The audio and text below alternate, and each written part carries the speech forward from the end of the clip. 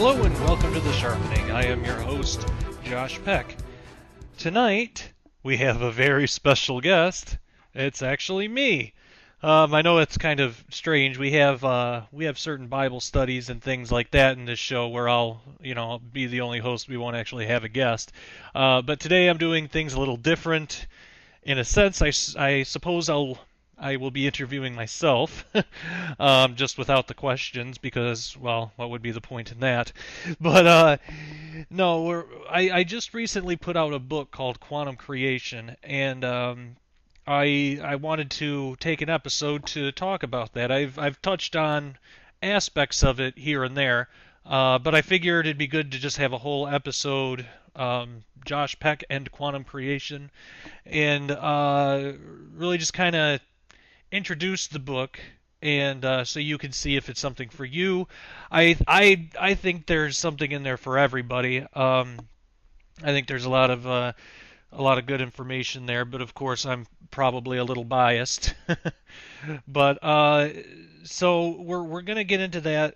We're gonna get into that tonight, and I'm also gonna give you an update on my surgery. A lot of people have been asking questions, and a lot of people have been praying for me, and I want to thank you so much for that, because it really is paying off. My recovery is going quite well, but we will get into that later on in the show. With this book that I just recently put out, as I said before, it's called Quantum Creation.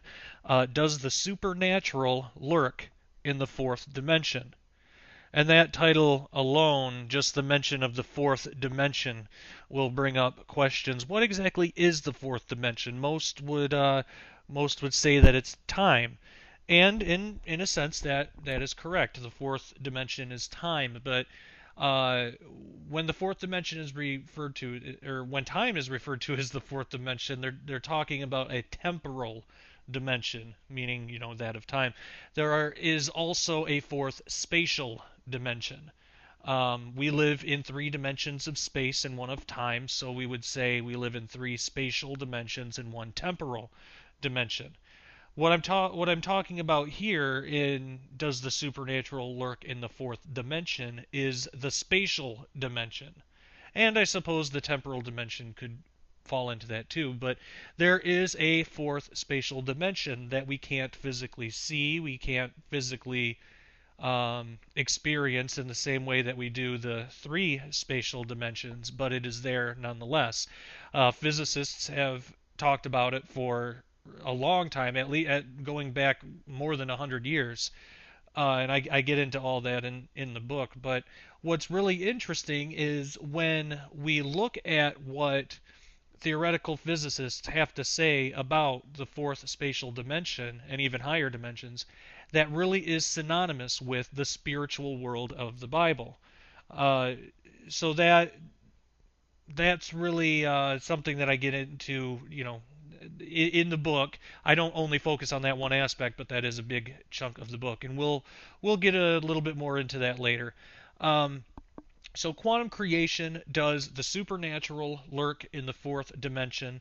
And actually, I have my good friend S. Douglas Woodward to thank for that subtitle. The extended description in the book of what the book's all about, the subtitle, if you will, is a scientific and theological journey through quantum mechanics, time, and the fourth spatial dimension. Well, that's obviously a very long and cumbersome subtitle, and so I consulted my good friend Doug Woodward, who also wrote the foreword to the book. I asked him about it, and we kind of threw back and forth some ideas, and he came up with does the supernatural lurk in the fourth dimension? I immediately fell in love with it, and I said that's perfect. That is the perfect subtitle for this book. So, of course, he graciously allowed me to use it, and that is now the subtitle. So we have the title, Quantum Creation. Subtitle, Does the Supernatural Lurk in the Fourth Dimension? and the extended description, A Scientific and Theological Journey Through Quantum Mechanics, Time, and the Fourth Spatial Dimension. This book is obviously it's available on my website, www.ministudyministry.com. That's probably the best place to go and get it. You can also get it on Amazon, and if you have the book, I would ask if you could go to Amazon or Goodreads and leave a review. That would be great and very much appreciated. I'd be very grateful. Actually, I have gotten one review in particular that I actually want to read an excerpt from. This review was written by Paralandra Kilns of WatcherVault.com, and let me tell you, they're doing some excellent work over there. And this isn't, I'm not just saying this because there isn't any kind of deal worked in the background or anything. I don't do stuff like that. I actually do endorse this site because I just like what they're doing. If you are a fan of David Flynn's work, as I am, and if you're anticipating the new book by Mark Flynn, which is called, I just want to make sure I have the title exactly right, because Forbidden Secrets of the Labyrinth. That's what Mark Flynn is the twin brother of David Flynn, who, as most of you know, David Flynn passed away in 2012, I believe, what a shame. It's just tragic because what a brilliant researcher and writer. I really can't say enough about the guy. I absolutely love his writing, and it's unfortunate I wasn't aware of David Flynn until after he passed. But since that time, I've read his work. I absolutely love it. It's just very well written, well researched, and fascinating. And that's what Watcher Vault is all about. WatcherVault.com. It's all about David Flynn and his work, and like-minded topics too. They don't only focus on that there. So Mark Flynn's new book is coming out soon, and there have been excerpts that have been released on that website. So if you're interested, I'd highly suggest checking those out, because I've been reading those, and my mind is blown every time. There is no shortage of good information. So again, that website is watchervault.com, and I'd highly suggest checking it out. And if you like it, go ahead and like it on Facebook. You can even do so right on the website if you scroll down a little bit, or you can just search Watcher Vault on Facebook and like it. Okay, all that being said, Paralandra Kilns of Watcher Vault has written a few book reviews, and they are all posted on this site. And I was honored to find out that she wanted to write one of quantum creation of my new book. So that just got released, the review to my book, and it's up there on WatcherVault.com. I want to read a little bit of it because I just believe it's really well written, and I'm not just saying that because it's of my book or anything. Maybe that has something to do with it, but I know good writing when I see it, and I really do appreciate what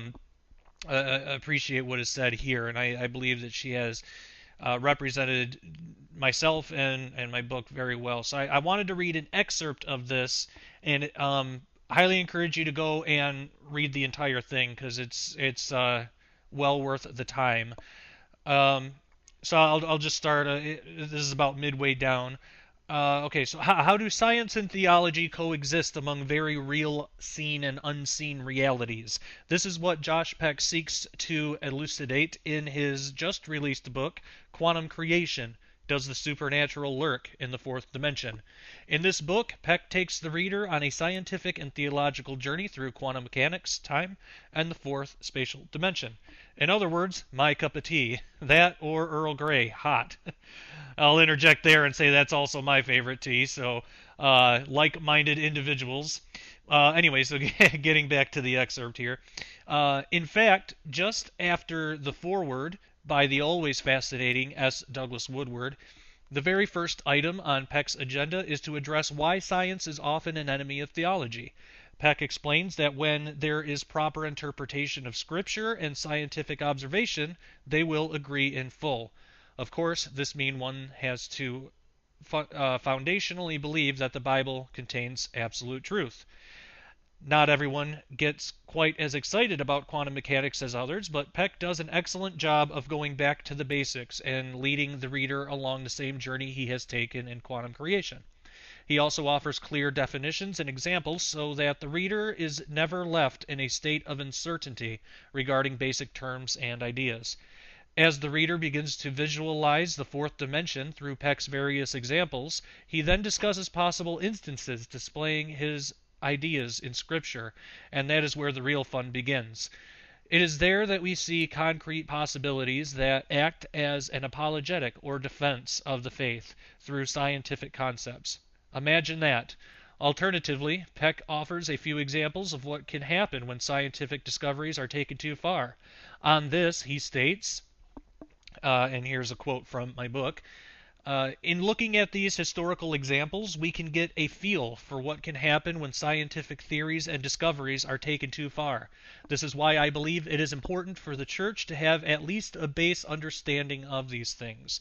We should not want scientists nor physicists, whether involved in the occult, atheism, or anything else apart from biblical Christianity, to define our doctrines for us. However, we also should not want to run from their scientific findings altogether. We have to be able to separate an unbiased scientific observation from a biased interpretation of said observation.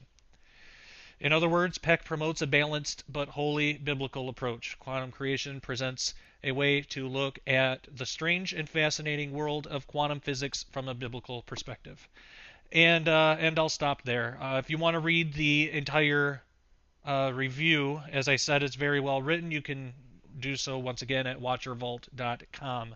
And a big thanks goes out to everybody at watchervault.com for all of their hard work and for presenting the work of David Flynn and now Mark Flynn for the rest of us to enjoy. So yes, definitely check that out. All right, so I do have some excerpts available online for free.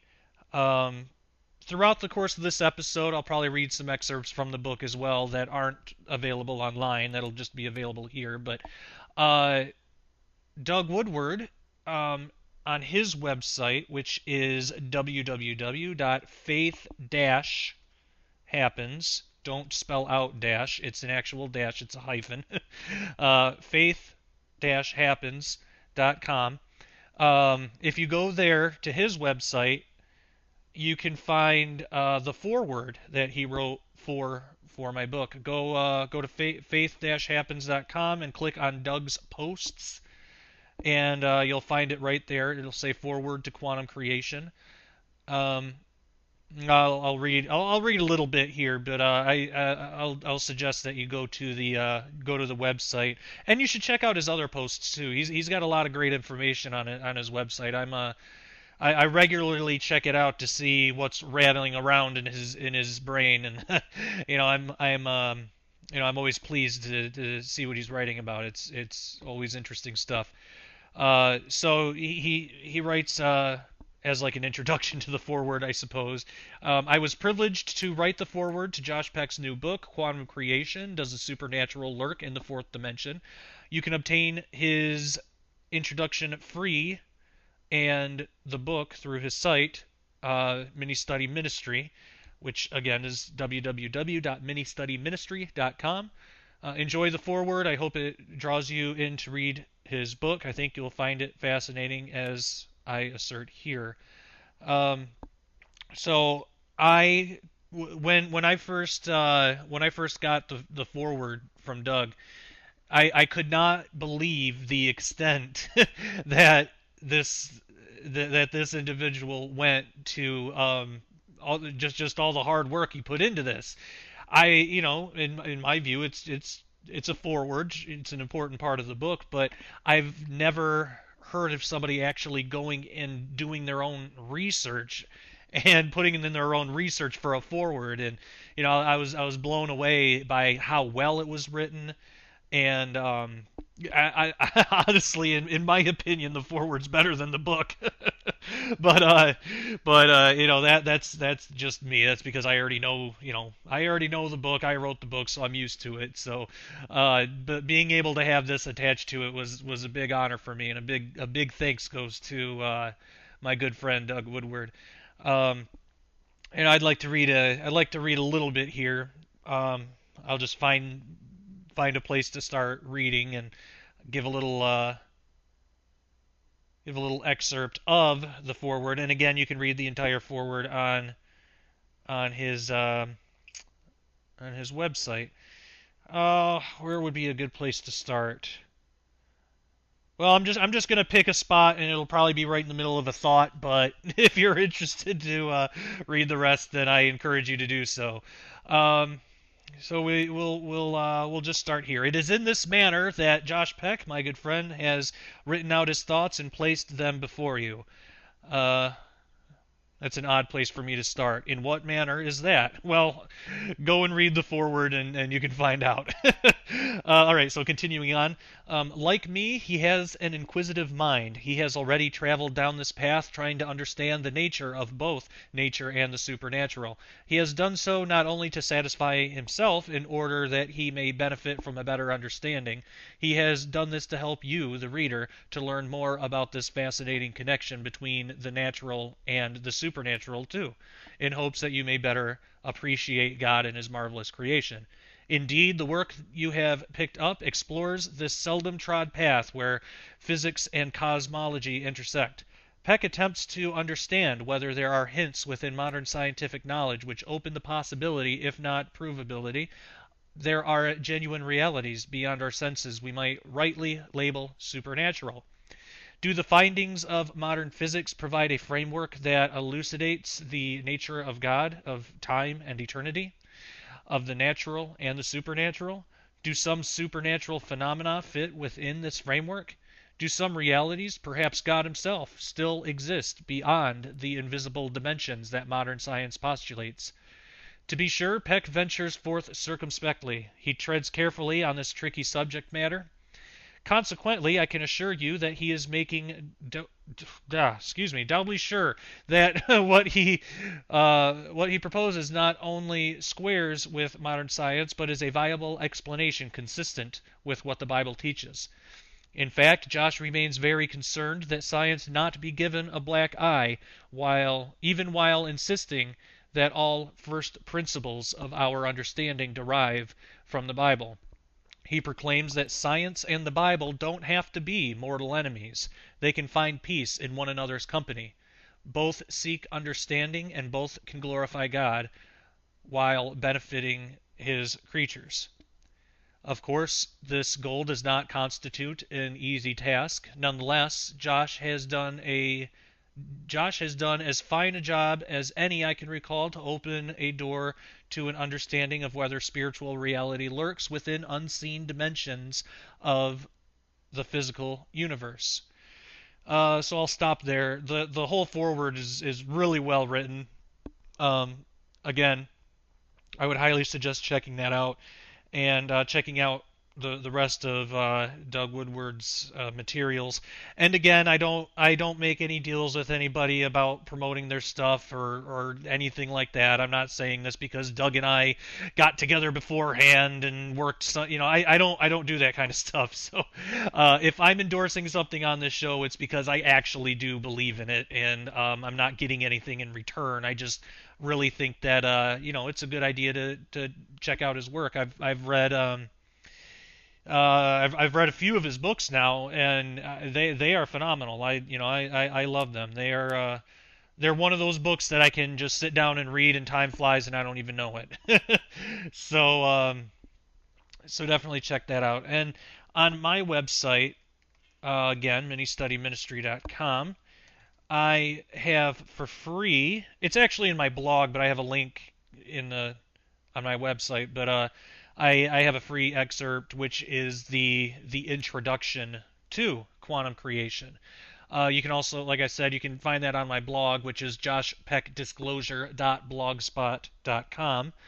The title of the blog post is Free Introduction to Quantum Creation. Does the Supernatural Lurk in the Fourth Dimension? So easy to remember.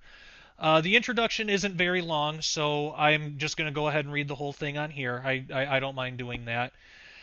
All right, so quantum creation, does the supernatural lurk in the fourth dimension? Due to the release of my new book, Quantum Creation, I wanted to provide readers with a free taste of what they can expect in the book. The introduction below is just a small example of the things found in Quantum Creation. For more information or to order the book, visit ministudyministry.com. Enjoy. Introduction.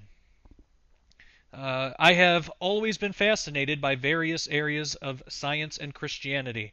I remember as a child, brought up in a Christian home, I had an extreme hunger for discovery that would sometimes get me into trouble. When I was around 10 years old, I received a chemistry set as a gift. That evening, unbeknownst to my mother, I opened the chemistry set, discarded the instructions, and decided to go at it on my own. Within 10 minutes of mixing random chemicals, my mother and I were experiencing intense headaches from the fumes. Our house smelled of sulfur for days after. Needless to say, my mother was not amused. Later on in life, I became more interested in the idea of science in the Bible. I remember learning about Matthew Fontaine Maury, an oceanographer who first discovered underwater currents by taking the Psalms of the Bible literally. This was one of the first examples I had ever heard concerning someone using the Bible to initiate a scientific discovery.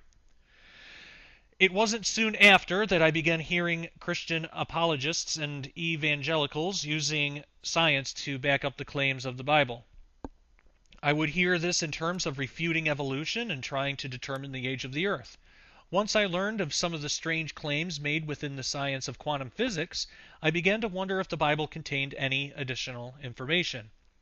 That is what led me to write this book. The main idea with all of this is that science and religion do not have to be mutually exclusive.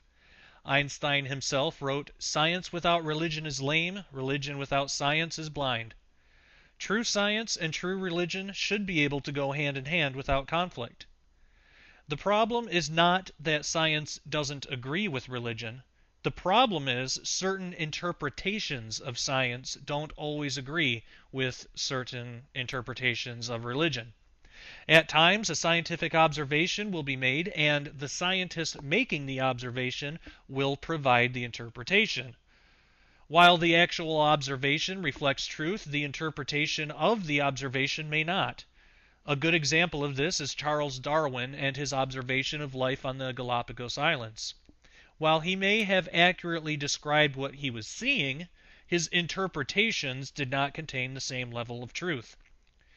This happens within religion as well.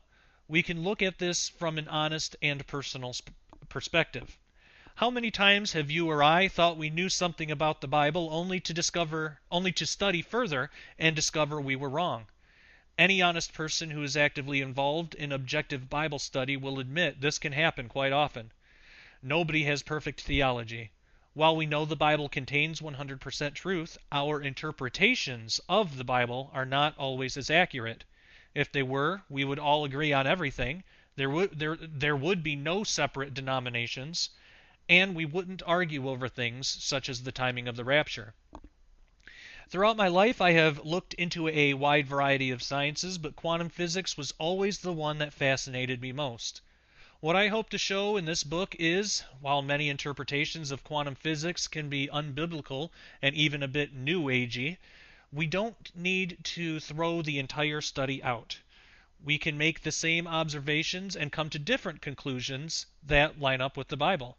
For example, just because certain physicists will state that quantum physics supports the idea of an impersonal and unconscious God or force, that does not mean you must accept that interpretation if you choose to believe in the science of quantum physics. The fact is, something strange is happening on a quantum level. Many individuals go to ideas of multiple universes, faster than light travel, or even extraterrestrial involvement to explain some of these things. We must keep in mind that many, not all, and possibly not even most, physicists are trying to explain these things outside of a biblical worldview without God. For example, while certain physicists and cosmologists will struggle with the idea of what caused the Big Bang, all we Christians have to do is open the Bible to the book of Genesis. This in no way should make us feel that we are better or smarter than these physicists, lest we fall into pride. Rather, it should make us realize that we are all searching for answers. Concerning things like this, we are looking at the same problem from different angles. We, as Christians, just have the extra help from the Creator of all. Excuse me. I'm going to start that sentence again. We, as Christians, just have the extra help from the Creator of all to put things in perspective. All right, throughout this book, I will take you on the same journey I embarked on in reconciling quantum physics with the Bible. This is by no means an exhaustive study, but my hope is this will provoke further study on your own. We will cover a variety of topics having to do with the science and theology of quantum physics. We will start by describing one of the biggest problems of scientific interpretation and how it relates to Gnosticism. Then we will define the fourth spatial dimension and compare it with the dimension of time. We will see how ideas of the fourth spatial dimension helped shape science and culture over the past 100 years. We will also look at the UFO phenomena and, equipped with what we learned about the fourth spatial dimension, see how it is scientifically far more likely and logical that these craft and their pilots are coming from a place outside of our dimension rather than merely outside of our planet. We will then look at the basic theories concerning higher dimensions above the fourth. Next, we will take a brief look into particle physics and show what composes our reality. We will then look at things like string theory, M theory, and brains to determine if we can find any biblical basis for these fascinating ideas. After that, we are going to discover the great mysteries surrounding time and entropy. We will even talk with a physicist who may have unlocked the secret to time travel. After all of this, we will look at the Creator himself and some of his more obscure attributes. We will see how these attributes are embedded in the nature of quantum mechanics. Lastly, we will see how all of this applies to us as individuals and how we were created with the potential for some of the same obscure attributes as the Creator. I must state up front that I am not a physicist nor a scientist of any kind. I am simply a Bible-believing Christian who has a deep appreciation for God's creation and the study of quantum physics. I have written things in this book as easy to understand as possible and have chosen to leave things out that I don't understand or am unable to adequately describe. I would also like to state that one of the most exciting things I learned in researching for this book is that these ideas are not impossible for the layman to understand. I consider myself very much a layman and was fascinated to discover there is nothing to be afraid of concerning being sufficiently intellectual or smart enough to appreciate the field of quantum physics. It is my sincere hope that this book becomes as much a blessing for you to read as it was for me to write. I pray this will help expand your horizons as well as gain a wider appreciation for the majesty of our God and His creation.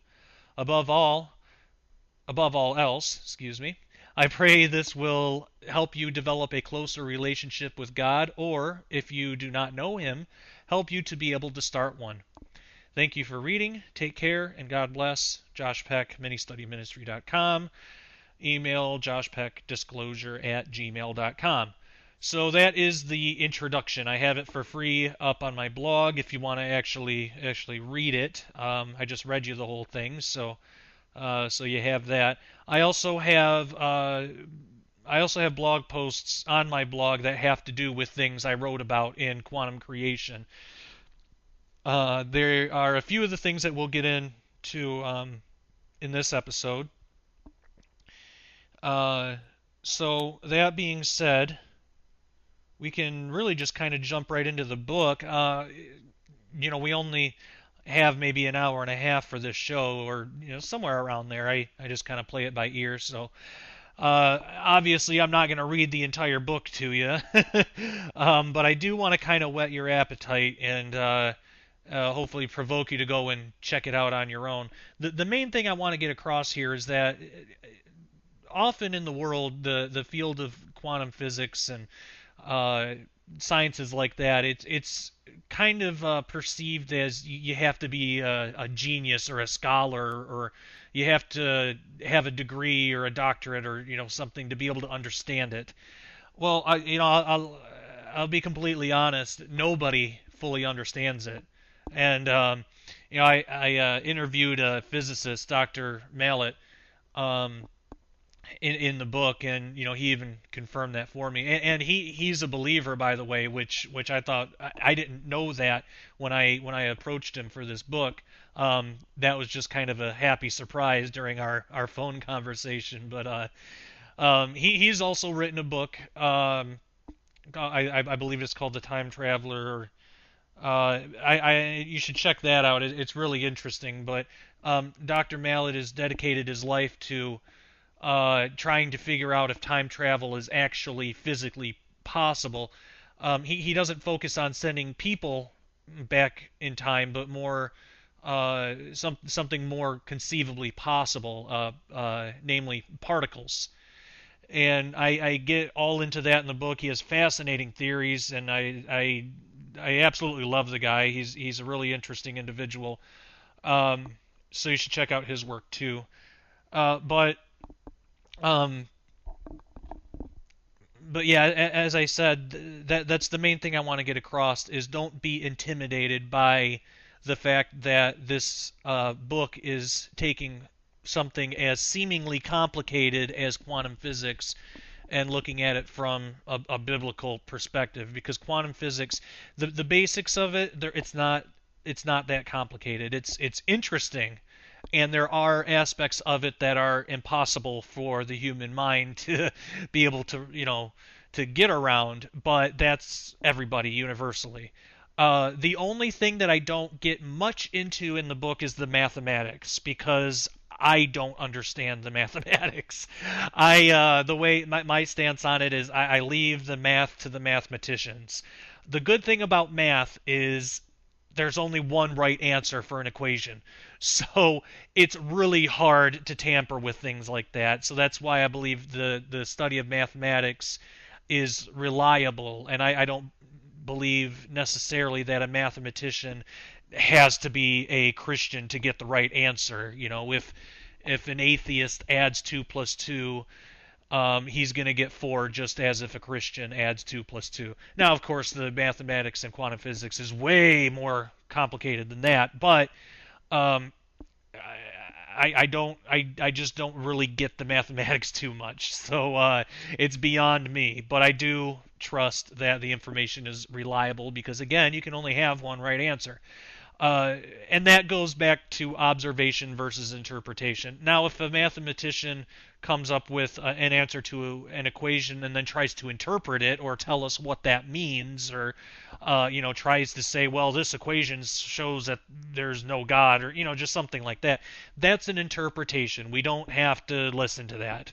We can just pay attention to the observation or the actual answer to the equation. So that's why I don't get much into math. I get a little bit, but just the absolute basics. And there's nothing in here that you're not going to be able to understand involving that. So it's nothing to be afraid of. But that's the biggest thing that I wanted to get across is don't worry about being smart enough to understand this. Someone like me wrote it, so if I can understand enough to write this, you're gonna have no problem, believe me, because I didn't I only have a high school diploma, so I did one semester of college, and that was it for me. So I'm just putting it all out there and being honest. So if somebody like me can write this, you're not going to have any problem understanding it. So that being said, we looked at the foreword, we looked at the introduction. The first thing that I really deal with in the first chapter is this idea of Gnosticism, because it unfortunately has found its way into scientific interpretations. I don't really know. It's not called Gnosticism, and it's not even called New Age. They'll just kind of say it. They won't really have a name for it. And one thing I want to point out too is not every physicist and not every scientist and people that study these things, not all of them are super atheistic or really antagonistic towards Christians. A handful of them are, and those are the ones that get most of the attention in the media. Richard Dawkins and Stephen Hawking, people like that. Uh, and unfortunately, because of all the attention that they get, the entire field, the entire scientific field, really all the scientific fields have kind of been blanketed with this stigma that they're all anti-Christian, and now there's this dichotomy between religion and science. It used to be that the scientists were the religious leaders, and vice versa. They religion and science used to be one and the same, and unfortunately, it's not like that anymore.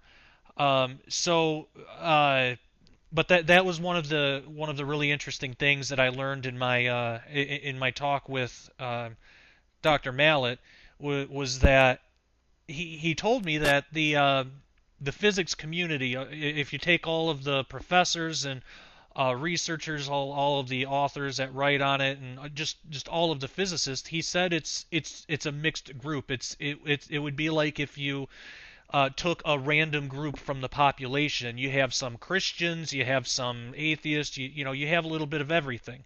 So he said there's actually a lot more Christians in the field than what's realized, because just of all the attention that the ones who are antagonistic toward Christianity, all the attention that they get. So I found that really encouraging, and that kind of gave me hope for the scientific field. Because a lot of times there are some negative things portrayed even from science, and there are things that should be, like the whole transhumanist movement, and all these trying to mix species together, and all that kind of stuff. Science can definitely be used for evil, absolutely. But I believe that science can be used for good as well, and when viewed properly, science can aid in our biblical understanding, as long as we're putting the Bible first, and as long as we know how to separate observation from interpretation.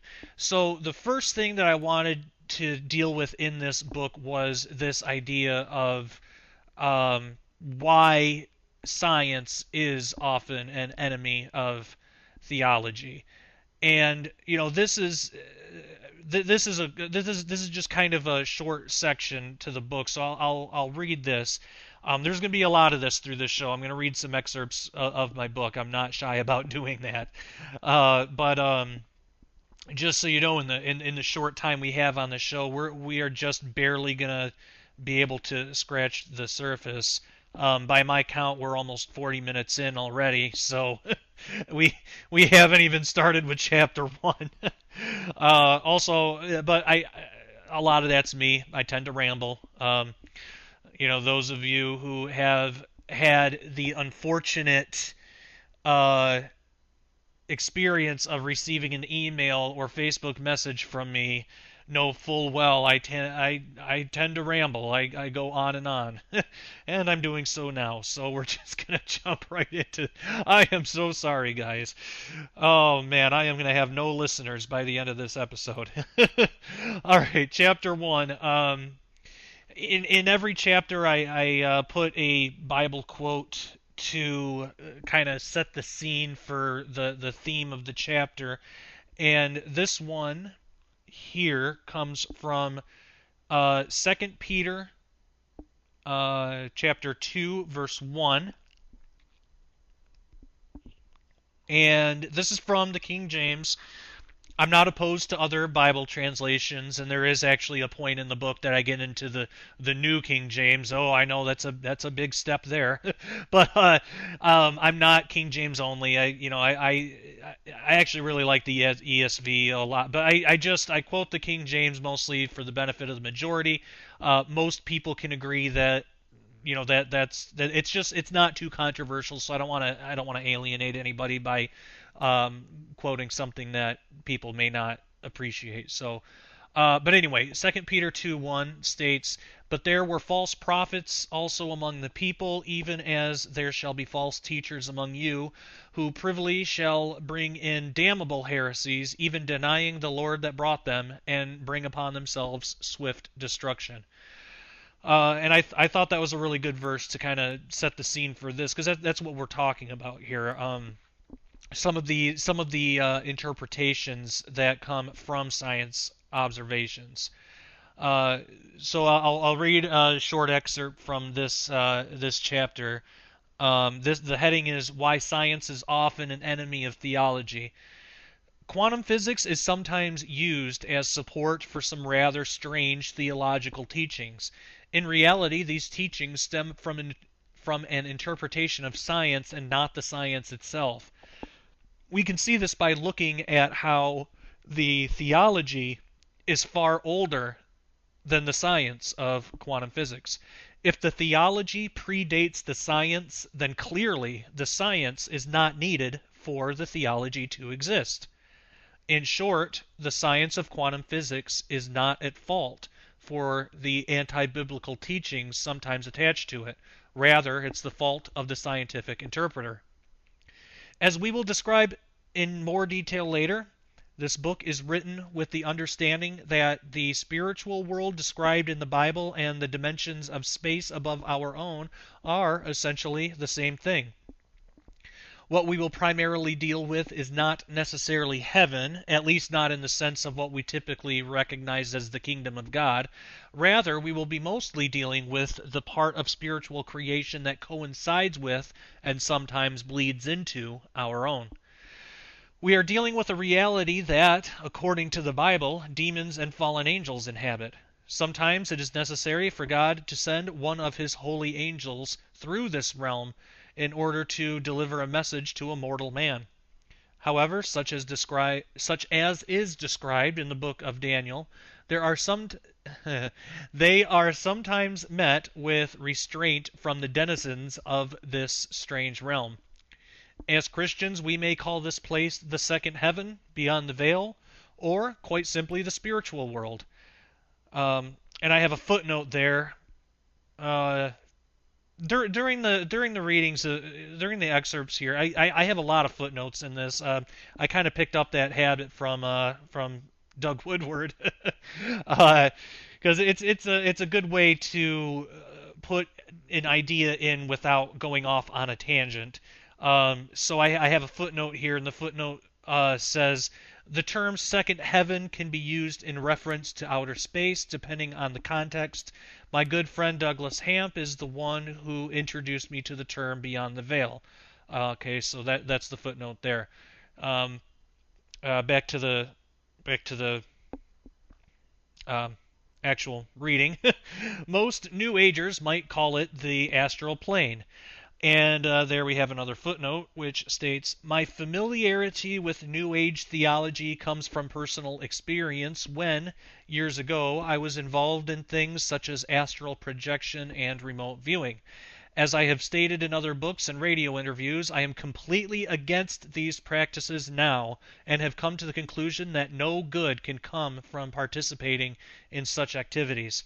In my experience, all they lead to are deception, confusion, and open doors that are meant to stay closed." All right, back to the reading. "Concerning this place, there is a duality and dichotomy of views between Christianity and New Age theology. Both believe in its existence. However, Christianity recognizes it as a place we are forbidden to travel, whereas New Age theology celebrates traversing to higher dimensions. What we have are two separate teachings about a single spiritual environment. How do we know which teaching is true? For us Christians, the answer is simple: consult the Bible. However, that answer isn't always easy for everyone. Some people, Christians and non-Christians alike, have trouble with relying on only one book, or rather one collection of 66 books, to define their entire belief system. Many times they will feel the Bible is not sufficient to answer all of their questions. I myself used to have this same outlook, which is what led me into the dangerous world of New Age theology, perhaps more accurately known as Gnosticism. Most people normally would not equate New Age with Gnosticism, let alone say they are the same thing, but when examined, the similarities are striking. There's another footnote that says, for more information on this, check out Demonic Gospels by Dr. Ken Johnson. And I'll add there too, I've had Ken Johnson on the show twice now, and it's always a delight having him on because he's kind of like a human library of information. He's got a lot of great material out there, and the episode I'm referring to with the demonic gospels thing, where he gets into Gnosticism and all that, it's if I remember right, it's the Sharpening episode 009, Dr. Ken Johnson and demonic gospels. I would suggest checking that out, and then episode 30. He was actually the Sharpening's first returning guest. In episode 30, we did a video interview of some of the amazing prophecies that have been fulfilled in the Bible, even in our own day. So you can check that out. The best place for those is you can go into the archives of blogtalkradio.com/The Sharpening. But I would suggest going, just because it's a little easier to work with, going to my YouTube channel, which is youtube.com/Josh Peck Disclosure.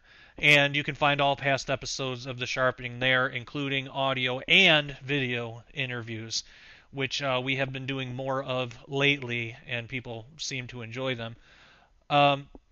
So after that, in Chapter 1, I get into the basics of Gnosticism and really get into what that is.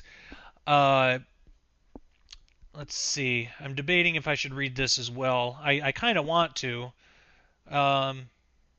Yeah, we'll read one more section. Chapter 1 has, there's a lot to it, so I'm not reading the entire chapter, but for this episode, to kind of get the gist of the rest of the book, it's kind of important. So, I'll read the next section of Chapter 1, and then if you want to read the rest, you can get the book, and we actually have an interview with Dr. Ken Johnson in Chapter 1.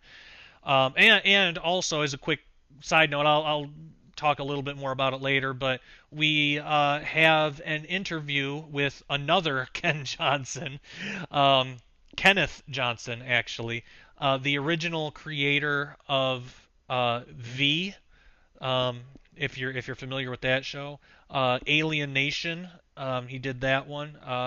He's also done The Incredible Hulk, Bionic Woman, shows like that. I was able to get a hold of him because I was interested to know why biblical especially in V, you watch that show and it's like straight out of the fringe Christian eschatology that that we hold on to. It blew my mind when I saw it, and so I had to get a hold of him, and I interviewed him for this book, so that's in there too. But we'll talk a little bit more about that later. The basics of Gnosticism. All right, so here's what is written. The way the spiritual world is described. Let me start that again. If you're familiar with this show, you'll know I'll do that quite often. Sometimes my tongue gets a little ahead of my mind. All right. The basics of Gnosticism. The way the spiritual world works is described quite differently in Gnosticism when compared against the Bible. Even the idea of an ultimate creator is skewed. The best place to begin with this is the story of creation itself. In Gnosticism, the ultimate creator is more of a force than a personal being. This force is sometimes called the true God or the light. Gnostics view this force as impersonal, yet able to create personal gods known as aeons. The original impersonal force is neither male nor female, but it brings forth male and female aeons. These aeons exist in the middle realm of a three-tiered creation. Gnosticism teaches that our physical realm is the bottom tier. The top tier is where the impersonal creator force is, and the created aeons exist in the middle tier. Gnosticism teaches that ages ago these male and female aeons procreated and, in a sense, produced other aeons. Gnosticism also teaches that when all of these aeons are together under the true light, everything is in harmony. This is called the fullness. It conveys the idea that the aeons are the expression of the true light. Together, they are the sum of the fulfillment of the true light. One of these aeons is called the Logos, or Son, S-O-N. For us Christians, that should immediately ring a bell. In the Bible, the Logos is Jesus Christ, the Son of God. However, in Gnosticism, the idea is not the same. Gnosticism teaches that the Logos is the highest in the hierarchy of the aeons and is yet still below the true light. It was the first thing produced by the true light. It is sometimes referred to as form of the formless, body of the bodiless, and face of the invisible, among other things. I have another footnote here. For more information on this, watch Dr. Michael Heiser's presentation entitled Introducing Gnosticism on YouTube. Much of the information contained in this section can be found in both Introducing Gnosticism by Dr. Michael Heiser and Demonic Gospels by Dr. Ken Johnson. I'm going to interject right there and say, if you're not familiar with Dr. Michael Heiser, go to YouTube, just type in his name, and you will be entertained for hours. Well, not even entertained. You know, he's not an entertainer. I don't want to put that image out, but you'll be informed, educated. He has some just absolutely phenomenal information that I mean, it blows my mind. There are things that he has in there I've watched 10, 20 times. And I'm not even exaggerating about that. He's got a lot of good stuff, so check that out. Okay, back to the reading. The lowest aeon in the hierarchy is known as Sophia. Gnostic literature states that Sophia was so low in the hierarchy that she was actually close enough to the physical world to be able to interact with it. It is taught that Sophia rebelled against the rules of the other aeons by committing the sin of creating a being without her male aeon counterpart. Consider this passage from Gnostic literature. A thing came out of her which was imperfect and different from her appearance because she had created it without her consort. And that comes from the Apocryphon of John, NHC. This can be read free of charge at www.gnosis.org /NAGHAMM/APOCJN.HTML. Again, I'm not endorsing Gnostic texts here. It's just purely for research. So don't go reading that for looking for any kind of enlightenment or any kind of truth, because as you will see very shortly, it's full of deception. All right. Also consider some of the claims this thing, that Sophia created. Consider some of the things. Let me start that over. My gosh, what is my deal tonight? Also consider some of the claims this thing makes and the interpretations the Gnostic text provides. All right, so here's another excerpt from the Apocryphon of John. Um, I believe that's where it's from. Yes. Okay. For he said, I am God, and there is no other God beside me. For he is ignorant of his strength, the place from which he had come. And when he saw the creation which surrounds him, and the multitude of the angels around him which had come forth from him, he said to them, I am a jealous God, and there is no other God beside me. But, but by announcing this, he indicated to the angels who attended him that there exists another God, for if there were no other one, of whom would he be jealous? I'll just interject there. I didn't write this in the book, but what a stupid thing. I'm sorry. I don't I try to stay professional and respectful, but what I don't know what a dumb thing to say. It's that anyway, anybody with half a brain knows what God was talking about when he said that. But anyway, I didn't write that in the book. That's just my own kind of spouting off there. But anyway, so allow me to continue. We'll get back to the book here. This thing is known by many names in Gnosticism. It is called the Demiurge, meaning the maker. It is also called Yaltabaoth, I'm guessing, meaning child come forth, Saklas, meaning fool, and Samael, meaning blind one. In Gnostic literature, this being, this thing, is actually Yahweh, the God of the Bible. Clearly, Gnostic teaching has a very different, disrespectful, and even insulting view of our God. The reason I bring this up is the fact that, at times, people teaching New Age theology and or Gnosticism will make it seem like they believe essentially the same thing as the Bible. They will sometimes try and pair the two to make it more palatable for Christians. In reality, nothing could be further from the truth. Gnostic teaching and anything relating to it are strictly forbidden by the Bible. This, of course, is found in numerous places, but probably the best example is found in the New Testament book of 1 John.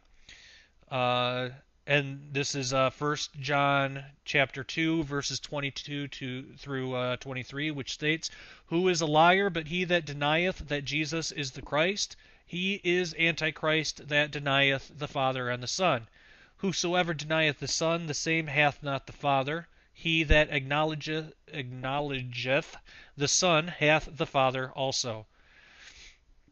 Gnostic teaching clearly denies the Father and the Son. The teaching of Gnosticism, according to the standard set by 1 John, would be considered as opposed to Christ, which is Antichrist.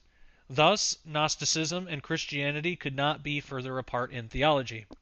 The reason Gnostics consider their version of God, also known as the Demiurge, to be a fool is because he claims he is the only God. To a Gnostic, there are many gods called aeons. Therefore, Gnostics believe they have knowledge that not even the Demiurge himself has. That is why they consider him to be ignorant, blind, and foolish.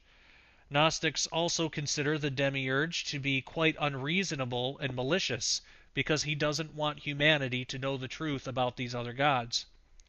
Gnosticism teaches that the Demiurge created angels. However, the angels are called archons and never rebelled. Here I have another footnote. The footnote says the word archons can be found in the Bible as well, specifically in the book of Ephesians, where it talks about the fallen angels that are under Satan's rule. And if you're more interested in those sorts of things, I do talk about that in my book, Disclosure, Unveiling Our Role in the Secret War of the Ancients, which is now updated and expanded, and that's also available at ministudyministry.com. But getting back to the reading. In fact, as Gnostic literature states, the archons obediently joined with the Demiurge to create Adam. That is to say, the Demiurge needed the help of the angels to create man. Adam was created to be a slave to the Demiurge and the archons. Sophia eventually saw what was going on and took pity on mankind. Through this, Sophia realized her mistake, and a spark of the divine was put into Adam.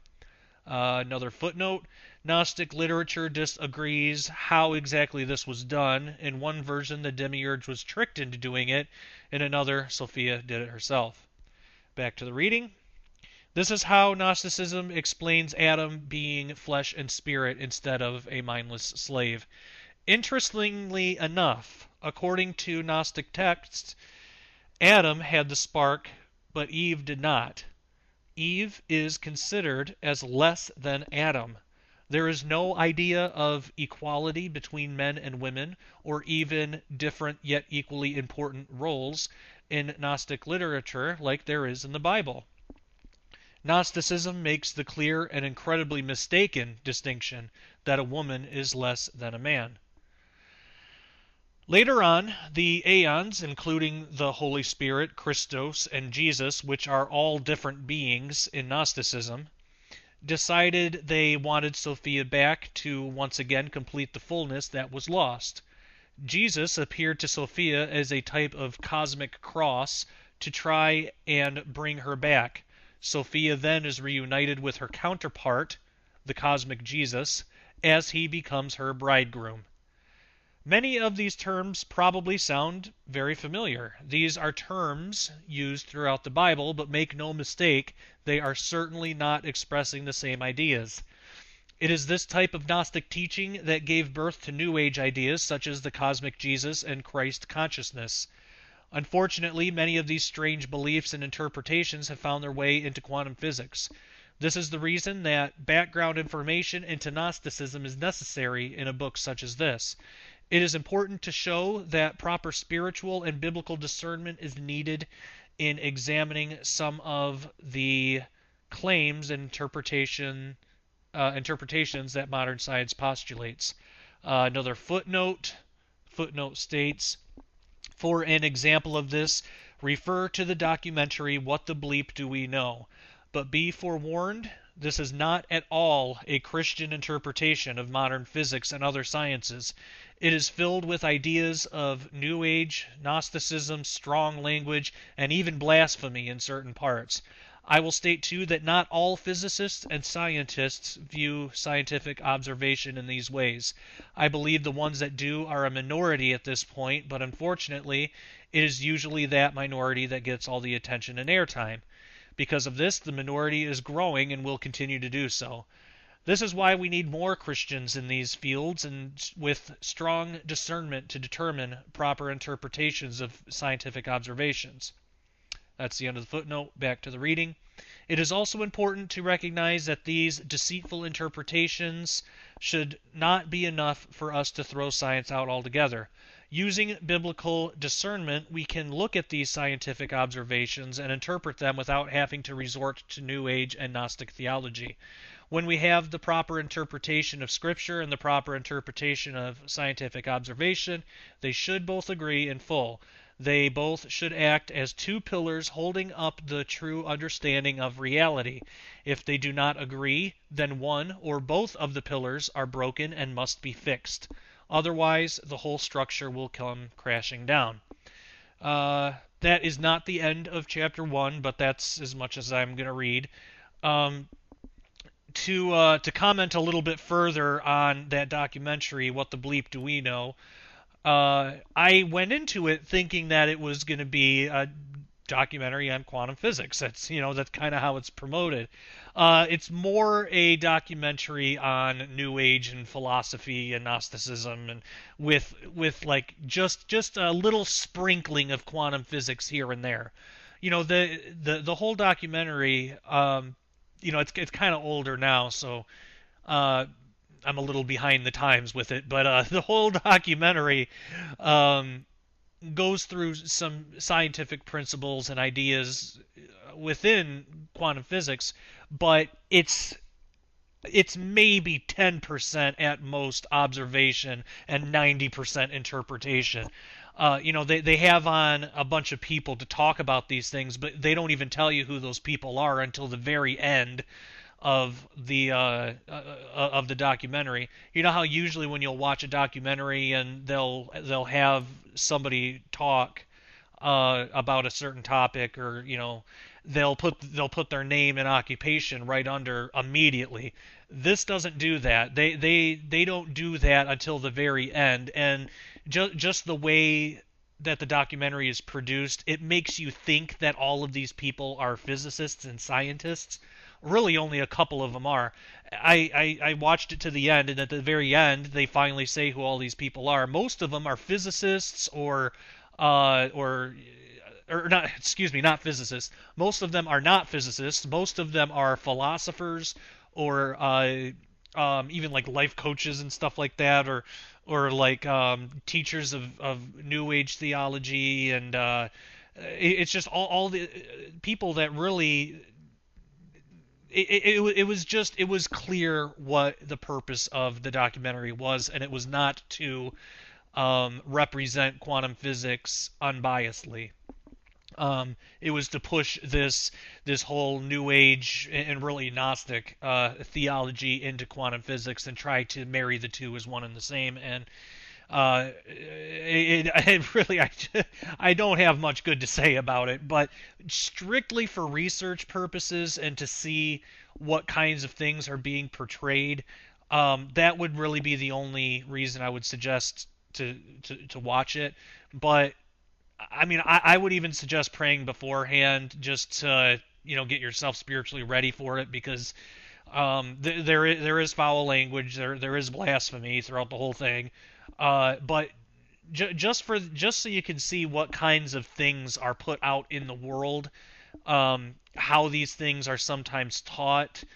It might give you, it might give you some experience to at least be able to provide an answer if you're ever confronted with it personally. So, but if you don't want to watch it, that's totally fine. You're not missing much. It wasn't worth the money spent on doing it. But anyway, so now we can kind of get more into, we've laid the groundwork of the book. Uh, Now, at the top of the show, I kind of got into the difference between um, fourth dimension and time and the fourth spatial dimension. I do deal with time in the book, but generally, I make known right up front what I'm talking about, so you're not going to be confused. Um, if I'm talking about time, I'll just say time, or I think one time, one instance, I referred to it as the first temporal dimension. But more often than not, I'm talking about the fourth spatial dimension, um, which that's interesting. As I said before, we live in three spatial dimensions. We can think of this in terms of axes. If you remember back to geometry class in high school, there's an x-axis, a y-axis, and a z-axis. X represents forward and backward, y represents side to side, z represents up and down. With those three axes, you can plot out any point in space. Um, the idea of extra dimensions is that you have a perpendicular direction, or a direction at a 90-degree angle. So if you start with an x-axis, you put a perpendicular line to that gives you your y, and if you put a perpendicular line to the y and the x, you get a z. That's as much as we can do, or at least that's as much as we can visualize. That's as much as we can experience, are those three. But interestingly enough, there is a fourth spatial dimension. Actually, there's probably as much as 10, or possibly 11, depending how you count time in that. But this idea of the fourth spatial dimension is impossible to visualize. um, but there are tricks that we can use. One of the best examples that I've ever heard, and I absolutely love it, and I use it as a common theme throughout the book. There was a book called Flatland, A Romance of Many Dimensions, written by E.A. Abbott in 1884. So it's a bit of an older book, but in the book, the main character is named A Square, which is kind of a play on the author's name, A Abbott, A Square. But anyway, A Square is a two-dimensional being living in a two-dimensional universe called Flatland. You could think of Flatland just as like your tabletop or something like that, and uh, A Square is a two-dimensional being. So what ends up happening is he gets to experience the third spatial dimension, and he tries to describe it in terms that he can only describe it in two-dimensional terms. Um, a quote from the book explaining what his reality would look like from our three-dimensional perspective. He says, "Nothing was visible nor could be visible to us except straight lines, and the necessity of this I will speedily demonstrate. Place a penny on the middle of one of your tables in space, and leaning over it, look down upon it. It will appear a circle. But now, drawing back to the edge of the table, gradually lower your eye, thus bringing yourself more and more into the condition of the inhabitants of Flatland, and you will find the penny becoming more and more oval to your view. And at last, when you have placed your eye exactly on the edge of the table, so that you are, as it were, actually a Flatland citizen, the penny will then have ceased to appear oval at all, and will have become, so far as you can see, a straight line." Now, that's a really interesting perspective, because when we think about that in terms of our three-dimensional perspective, we really only see two dimensions that are right in front of us. We can perceive the third dimension based on the shading of the shading of the two-dimensional planes and things like that. But if I'm looking at a solid object, I can't see around to the back of it without moving. So really, we only see things in two-dimensional perspective. Just as a flatlander, if he is going to see a two-dimensional, he's not going to be able to see a square. He will see just a line, if that makes sense. Or if there is a circle in front of him, he could tell that it's a circle based on the shading, the shadows at the ends of the line. We sort of do the same thing in our perception. We perceive three dimensions just as a flatlander can perceive two dimensions, but we really see just the two-dimensional. It's like a photograph. When we're looking at something, we're basically seeing a photograph of that thing. So that's really interesting. Now, think of that in terms of a four spatial dimension being. A fourth spatial dimension being would be able to see around objects without having to move. They would get their perception would be a full three-dimensional perspective. Now, we can't visualize that, and there have been artists that have tried to show that. Picasso is a good example. In his portrait, I believe it's called A Portrait of Dora Maar. He he did this with other things too, but you see a portrait of this woman, but she looks all jumbled up. Like her face is drawn from two perspectives that are melded together. He was trying to get across the idea of what the third dimension could look like from the vantage point of a fourth dimensional being. Of course, we can't represent that, but that's the idea that he was trying to provoke, and it's really interesting. So, a fourth dimensional being or higher dimensions, they would be able to see things in their full, like things in our world, in their full scope, I guess. And we can't see things that way. So that's kind of interesting, because that might be how the denizens of that dimension, say fallen angels or demons, that might be the clarity that they're actually looking through, which it's pretty interesting in itself.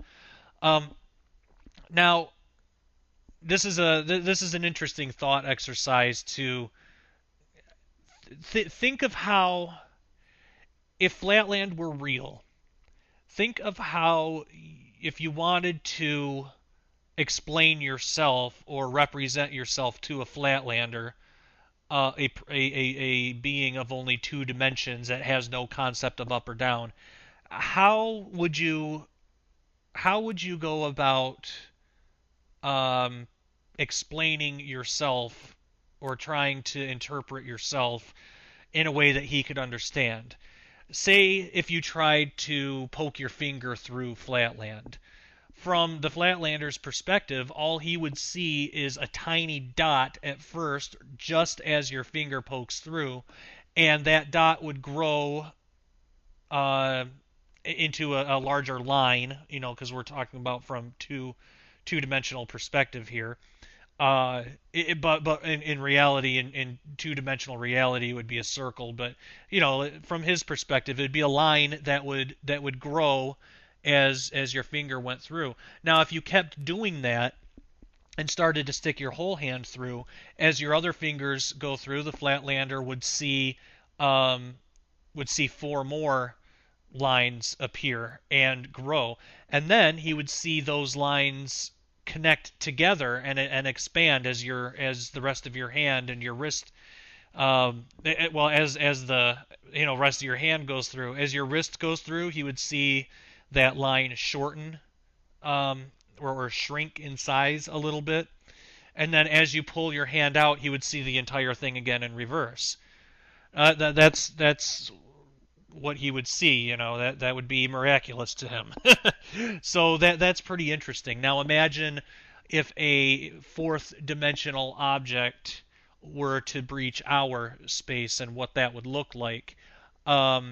A good example is that of a hypersphere, which is a sphere with four dimensions instead of three. If a hypersphere, a fourth dimensional sphere, were to breach our space, what it would look like, we would see a tiny dot appear just somewhere, in space, just somewhere in the sky, or right in front of us, whatever. A tiny dot would appear. It would grow as this object moved through. Now, we wouldn't actually see it move. It would just, if it's just passing through, just like your finger, unless you actually move your finger, the Flatlander isn't going to see that line move. If you're just putting your finger in and out, the line is just going to grow and shrink. But we would see the sphere grow in size, and to us, it would look like a three-dimensional sphere. And then as it moved out of our dimension, it would shrink back down to size and disappear. That's how it would look to us. We wouldn't be able to perceive that fourth dimension, just as a Flatlander can't perceive the third dimension. So that's kind of one idea we can think about to help us try and visualize what the fourth spatial dimension would be like. Another interesting thing to consider is that Flatland, say Flatland were real and say it was right on your tabletop, the third spatial dimension would be all around Flatland, yet the Flatlander would have no idea or concept of it.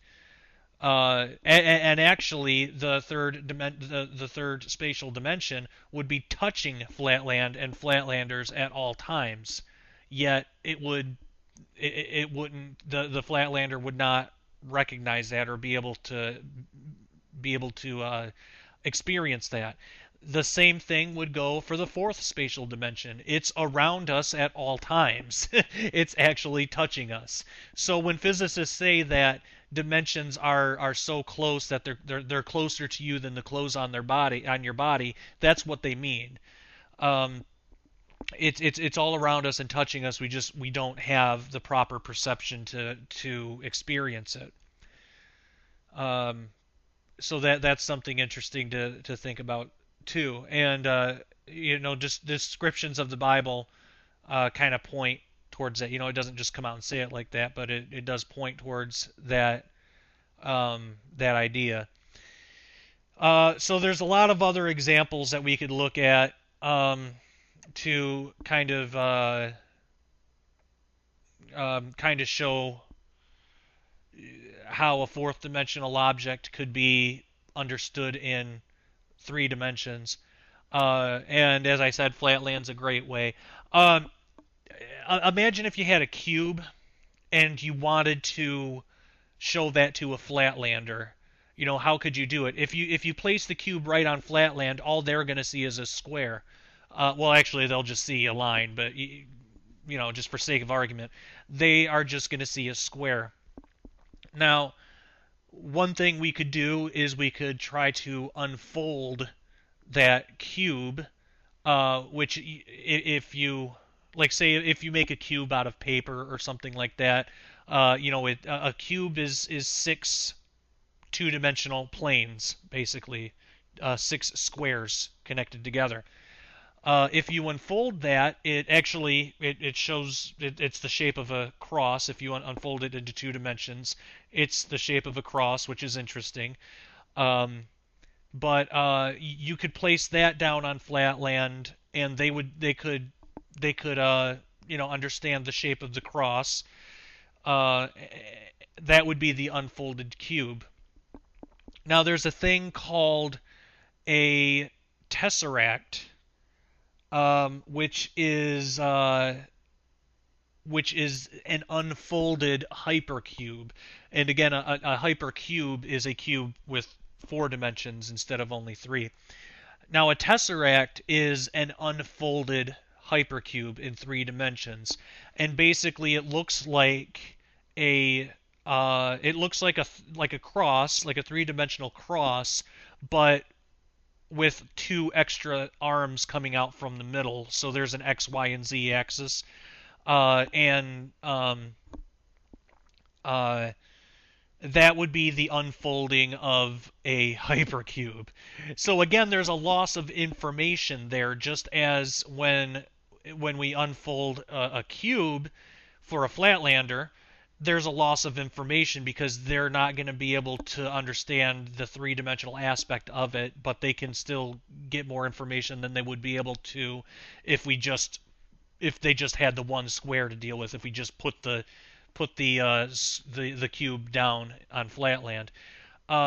So if a hypercube were just set down, for lack of a better term, in 3 dimensional space, we would just see a cube. But if it was unfolded, we would see this tesseract thing.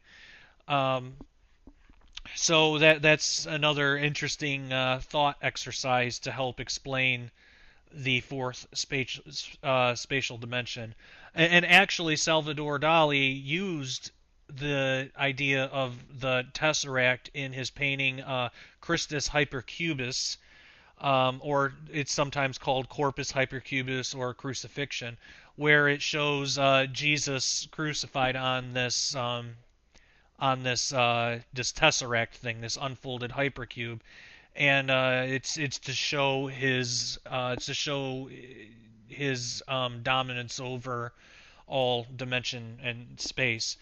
Um, so that's actually really interesting.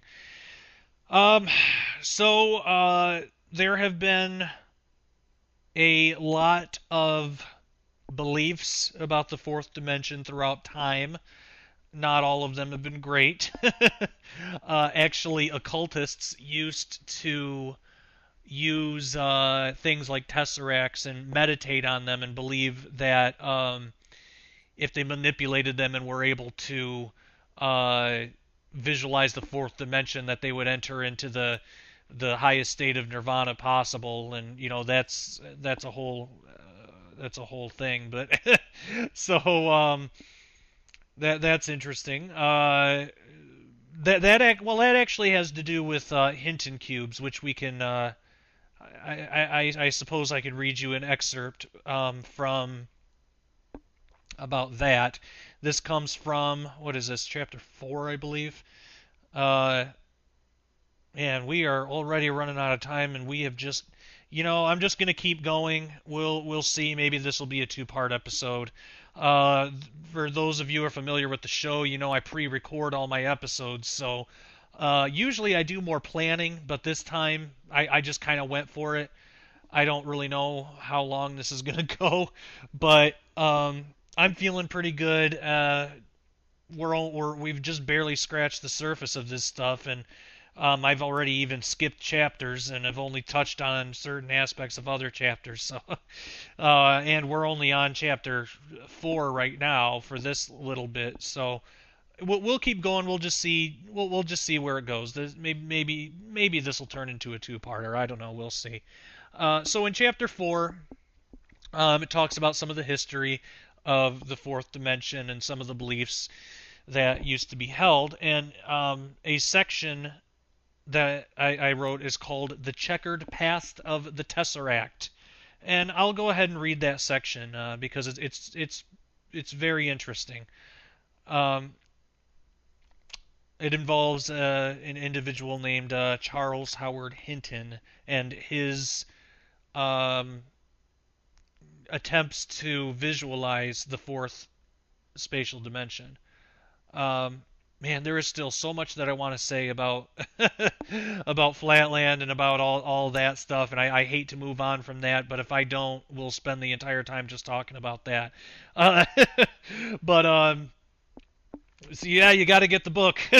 You'll learn a lot, and it's so fascinating. But okay, so this is another excerpt from my book, Quantum Creation. This is from chapter 4, and it's called this section is called "The Checkered Past of the Tesseract."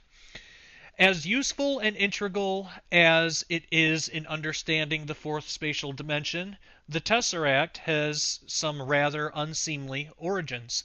This journey into history begins with Charles Hinton, who was working at the United States Patent Office in Washington, D.C. in 1905. And I have a footnote here. It was at this same time that Albert Einstein was working at the Swiss Patent Office and discovering the laws of relativity. Though they more than likely never met, the paths of Einstein and Hinton would later cross in interesting ways. There, end of footnote. Back to the reading. Hinton was dedicated, possibly even obsessed, with visualizing the fourth spatial dimension. He also contributed to making the effort popular. He would be known as the man who saw, in quotes, saw the fourth spatial dimension. Charles Hinton was the son of a renowned ear surgeon by the name of James Hinton. Throughout the years of his life, James Hinton became a spiritual philosopher. He promulgated beliefs of free love and open polygamy. He even became the leader of a loyal, influential, and free-thinking cult. His most famous quote was the blasphemous and insensitive remark, "Christ was the savior of men, but I am the savior of women, and I don't envy him a bit." Contrary to his upbringing, James Hinton's son Charles led a life as a mathematician. He graduated from Oxford in 1877 and became a master at the Uppingham School, where while working on his master's degree in mathematics. It was during his time at Oxford that Charles Hinton became intrigued with trying to visualize the fourth spatial dimension. His mathematician mind told him he could not visualize a four-dimensional object in its entirety, so Hinton developed a way to work around his human limitations. He realized it would be possible to visualize a cross-section or an unfolding of a four-dimensional object. Hinton published his ideas in the Dublin University magazine and Cheltenham Ladies College magazine under the title "What is the Fourth Dimension?", which was reprinted in 1884 with the subtitle "Ghosts Explained." In 1885, Hinton's upbringing seemed to catch up with him as he was arrested for bigamy and put on trial. Hinton was married to Mary Everest Boole, widow of mathematician and founder of Boolean algebra, George Boole. However, Hinton was also the father of twins born to Maud Weldon. Before being arrested, the headmaster at Uppingham had assumed that Maud was his sister. The headmaster had seen Hinton in the presence of both women and, knowing Mary to be Hinton's wife, assuming Maud to be his sister was reasonable. Hinton may have never been discovered had he not made the mistake of marrying Maud as well. When the headmaster found out Hinton was a bigamist, it initiated a great scandal. Hinton was fired, put on trial for bigamy, and imprisoned for 3 days. Mary Hinton decided against pressing charges and, with Charles Hinton, left England for the United States. Hinton was then hired as an instructor of mathematics at Princeton University, where he invented the baseball machine. The Princeton baseball team was able to benefit from Hinton's invention, as it could shoot out baseballs at 70 miles per hour. This was the first design of baseball machines that are often used today. After working at Princeton, Hinton accepted a job at the United States Naval Observatory. He was able to obtain the job from the influence of the observatory's director, who happened to be an advocate of the fourth spatial dimension. Then, in 1902, Hinton took a job at the Patent Office in Washington. Hinton dedicated the rest of his life to coming up with methods by which average people could visualize the fourth spatial dimension. Hinton came up with an interesting concept, a type of cube that if someone tried hard enough, they could imagine the structure of a hypercube. And again, a hypercube is a four-dimensional cube. These would eventually be known and referred to as Hinton's cubes. Hinton even came up with the name tesseract to refer to an unfolded hypercube. He also came up with the term ana and kata to refer to the two new directions that were possible in the fourth spatial dimension. And I have a footnote here. With every increase of an additional spatial dimension, two new directions are required. For example, the first dimension consists of left and right. For a second dimension to be possible, the two new directions of forward and backward must be added. For the third dimension, up and down are added. Hinton realized this and gave the names of ana and kata to the two new directions required by moving up to the fourth spatial dimension. Strangely enough, Hinton's cubes became objects of mystical importance. They were used in seances and other occult practices. It was believed that by concentrating and meditating on Hinton's cubes, one could see the fourth spatial dimension, which was believed to be the residence of ghosts, guides, and other spiritual entities. These occultists would spend hours in meditating, trying to mentally rearrange the cubes through the fourth dimension into a hypercube. The occultists claimed that those who could do this would experience the highest form of nirvana. Hinton has been quite influential in scientific and occult circles. For example, Hinton influenced the thinking of previously mentioned P.D. Ouspensky. Many of the ideas Ouspensky presented in Tertium Organum mentioned Hinton and his ideas. Apparently, Hinton also influenced the occultist Aleister Crowley. Hinton is mentioned twice in Moonchild, a novel by Aleister Crowley. I'll read this last little bit too. There's one last section here. Observation versus interpretation. In looking at these historical examples, we can get a feel for what can happen when scientific theories and discoveries are taken too far. This is why I believe it is important for the Church to have at least a base understanding of these things. We should not want scientists or physicists, whether involved in the occult, atheism, or anything else apart from biblical Christianity, to define our doctrines for us. However, we should not want to run from their scientific findings altogether. We have to be able to separate an unbiased scientific observation from a biased interpretation of said observation. In short, we should not want to follow Darwin and let a biased interpretation of scientific observation dictate how we believe, but we also should not want to follow Rome and imprison Galileo for proposing something scientifically unbiased just because it's different than what we are traditionally used to. There is a fine line to walk between ignorance and fear, yet if we do not fall into the extremes of either side, the journey can be an exciting, enlightening, and enjoyable one. All right, so yeah, and part of that excerpt there was used in the review that I talked about at the top of the show. Um, so it's definitely interesting. Now, something else that I deal with are the inhabitants of this fourth spatial dimension, namely demons and fallen angels. Uh, Now, I really get a lot more into that, into at least fallen angels and demons. I get more into that stuff in my book Disclosure, which again, ministudyministry.com. I talk about the whole Genesis 6 thing, Nephilim. I get into Ephesians, and I even talk about the descriptions in the Greek of all those things, the rulers, principalities, all those things. In Disclosure, I talk about how angels at least have access to a type of physical body, or there's some type of physicality there that the Bible describes, that angels aren't just wisps, or just ethereal beings that aren't really made of anything. um, so I get into all that in Disclosure. So I didn't really deal, and plus, I mean, most of you are already going to know the basics of that anyway. I mean, I do get real deep into it in Disclosure, so if you're interested in those things, check out Disclosure, because you'll learn something new there too.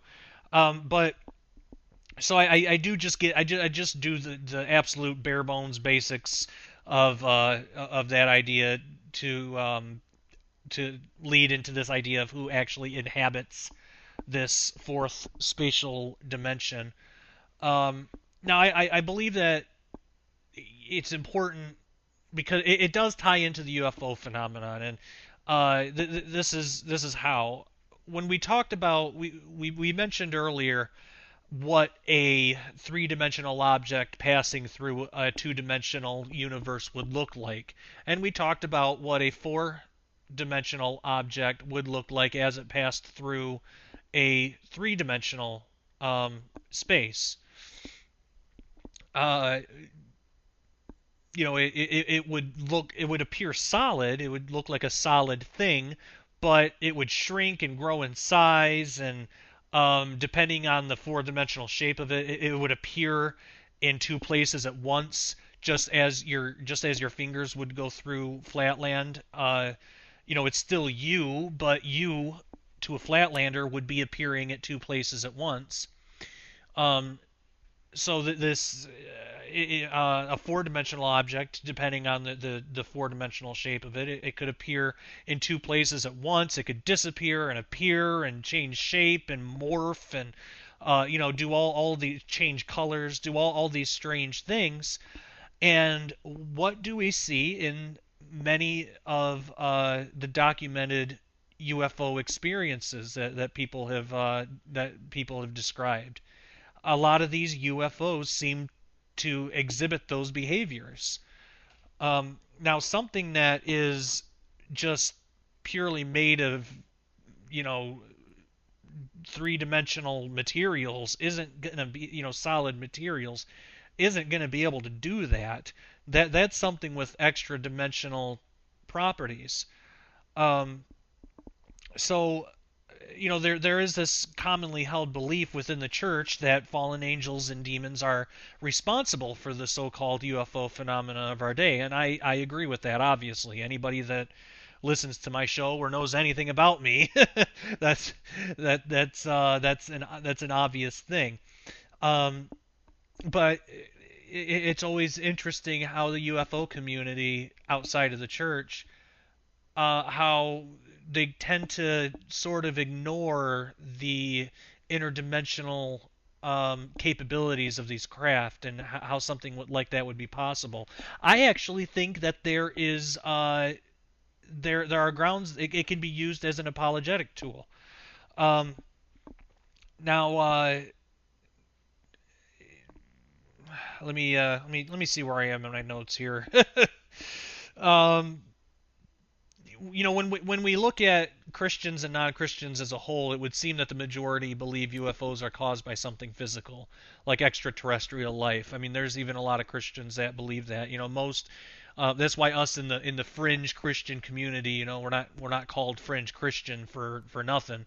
We see them for what they are, but uh, many don't. And again, that doesn't mean that we're better or smarter. We don't want to fall into pride with that. Uh, it's just something that God has shown us through various means. Um, Now, uh, this this idea of extraterrestrials and things like that, of UFOs coming from another planet, for the non-Christian, there's no theological problem. But for Christians, that does present a problem. It brings up questions like if extraterrestrials exist, where are they in the Bible, and how do we deal with them? Now, I believe most people that are listening will have a fair grasp on how to handle that problem biblically. As stated, as we've dealt with a lot in this show and just about everywhere else, most would probably point to Genesis 6 to start and explain the similarities between angels and supposed extraterrestrials and show how they could very well be the same thing. Now, this could have some impact on an open-minded Christian and maybe even an extremely open-minded non-Christian. But what about the rest? The majority of non-Christians aren't going to view the Bible as an authoritative source of truth. So what do we do? Um, the answer is we need to meet them on their own terms. We need to find out what is authoritative to them. And more often than not, it will be something logical. The idea of logic will be authoritative. What makes more sense, what they can reason. We can use scientific language with a little bit of common sense to get the same message across. Now, before getting too heavy into showing how to go about doing that, we should define a few terms. Probably everyone listening is at least familiar with the terms extraterrestrial and interplanetary, but just to be safe, we can look at the dictionary. Dictionary.com says for extraterrestrial, it's if it's used as an adjective, it's outside or originating outside the limits of the Earth. If it's used as a noun, it's an extraterrestrial being, or a science fiction novel about extraterrestrials conquering the Earth. So that's extraterrestrial, outside or originating from the limits of the Earth. Now, interplanetary, the adjective is being or occurring between the planets or between a planet and the sun. So for our purposes here, just to make things as simple as we can, we can say that the prefix extra signifies where something is from, whereas the prefix inter signifies capabilities. So, for example, extraterrestrial, an extraterrestrial being can also be interplanetary if it originates from a different planet than Earth. So, if it originates from a different planet than Earth, that's extraterrestrial. And if it also has the capability to inhabit other planets or travel between planets, that's interplanetary. So, understanding that, we can throw in a couple more terms that'll make explaining this easier.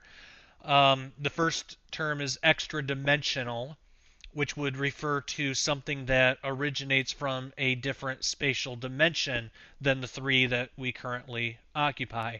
The next is interdimensional, which refers to something that has the capability to travel to other dimension outside of its own.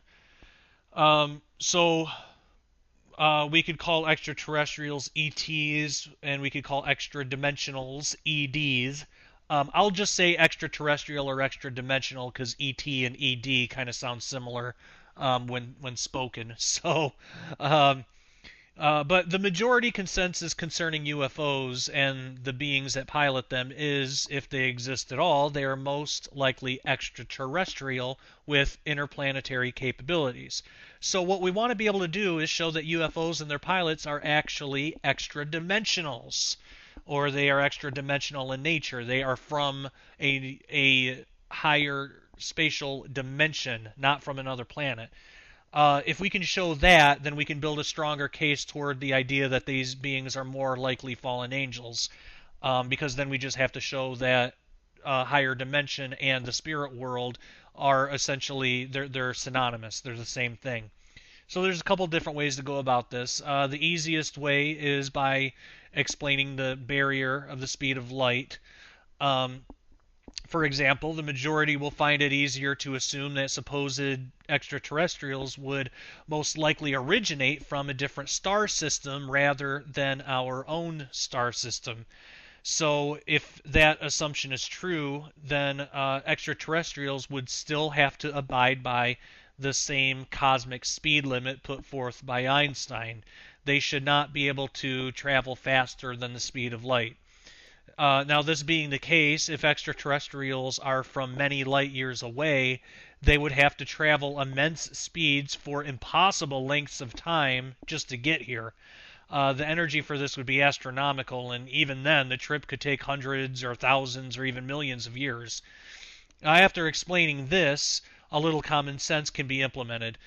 It would seem if they were willing to spend that much time and energy in getting here, they would want to do more than secretly abduct people or flash bright lights at night and steal our cows. Now that's a bit of a tongue-in-cheek response, but if you do it with care and not sarcasm, that little bit of humor can go a long way. But almost always when you bring up the speed light barrier thing, almost always the very next thing that'll come up is the idea of wormholes. That's like the go-to response. The person defending the position of extraterrestrials is sure to state that if extraterrestrials are as technologically advanced as most people believe, they should have been able to find a way to bend space so that the trip won't take quite as long. Now, that's a commonly held belief within the UFO community to explain how extraterrestrials can seem to arrive to our planet whenever they want. Now, of course, there are problems with this idea as well. First, for extraterrestrials to bend space in that manner, they would need to traverse an extra dimension to do so. So this would mean that they have interdimensional capabilities. Now, they can still be considered as extraterrestrial if they originate from our three-dimensional universe, say another planet or something. But we have to consider which is more likely. Again, you're talking to somebody who's going to find their authority in logic. What is more likely? Is it easier to believe that extraterrestrials are so technologically advanced that they can pierce through a higher dimension yet still want to bother with us? Or is it easier to believe that these beings are actually from a higher dimension and traveling here would not be as much of a problem? Again, consider Flatland. If Flatlanders were actually real, we could be staring directly at one, mere millimeters from him, and as long as we are outside of his two-dimensional field of vision, he would never know it. Also, travel to the second dimension would require no technology whatsoever. As we looked at earlier, we could just stick our hand in to invade their space, or physically, we could even physically pull the Flatlander out into our own space if we wanted to, and it would require no technology. So what is more likely? Is it more likely that they have near godlike capabilities, or that they're actually from there and getting here isn't as much of a problem? Now, does this mean that creating a wormhole or even using a natural black hole to travel vast distances is impossible? It really all depends. With our current level of technology, it's impossible. Even with theoretically advanced technology, it's incredibly improbable. Actually, there's a quote. I put a quote in the book from Michio Kaku from his book Hyperspace. And let me say up front too that book Hyperspace, very good book. I'd highly recommend it, but keep in mind it's kind of outdated. I believe it was written in the 90s, and this was really before um, a lot of the M theory and high, more understanding of string theory really was understood. So there are things that he talks about in there that have been shown mathematically to be inaccurate, but that's what they believed back then, such as that there are 26 dimensions and things like that. Which actually that really would have been interesting if it turned out that there were 26 dimensions, because if you add up in gematria, if you add up the name of God, Yahweh, you know how every Hebrew letter corresponds to a number as well. If you add it up, it adds up to 26. But unfortunately, as it turns out, there mathematically it doesn't work. There's not 26. There's uh, M theory says there's 11, and including time, so 10 spatial, 1 temporal. But anyway, so Hyperspace, good book to read, but keep in mind it is outdated, so there are things like that in there. But anyway, most of it is good though, and still is relevant, such as this quote from that book. So Michio Kaku says, however, with the wormhole and multiply connected spaces, we are probing the very limits of Einstein's theory of general relativity. In fact, the amount of matter-energy necessary to create a wormhole or dimensional gateway is so large that we expect quantum effects to dominate. Quantum corrections, in turn, may actually close the opening of the wormhole, making travel through the gateway impossible. So many times a person defending the extraterrestrial position will want to use percentages and probabilities in their approach. Now I'm sure we're all familiar with the argument. There are so many stars in the universe, it's next to impossible that not a single one has a planet with life on it. I'm sure we've all heard that before, that argument. Now, when this comes up, we must remember that we're not debating the existence of life in the universe. We're trying to show that the UFO phenomena is caused by extra-dimensional beings rather than extraterrestrial beings. So keeping that in mind, as well as the high improbability of wormholes, um, we can use the same tactic to show our point of logic and probabilities and percentages. We just have to ask what is more likely. Does it seem probable that physical beings have been able to harness such immense energy, found a way to get around Einstein's theory completely, or can somehow survive the crushing force found within black hole-like conditions? Or is it a more probable and simpler explanation that these beings are extra-dimensional, meaning that none of these limitations would apply to them because they originate from a place of different physics than our own?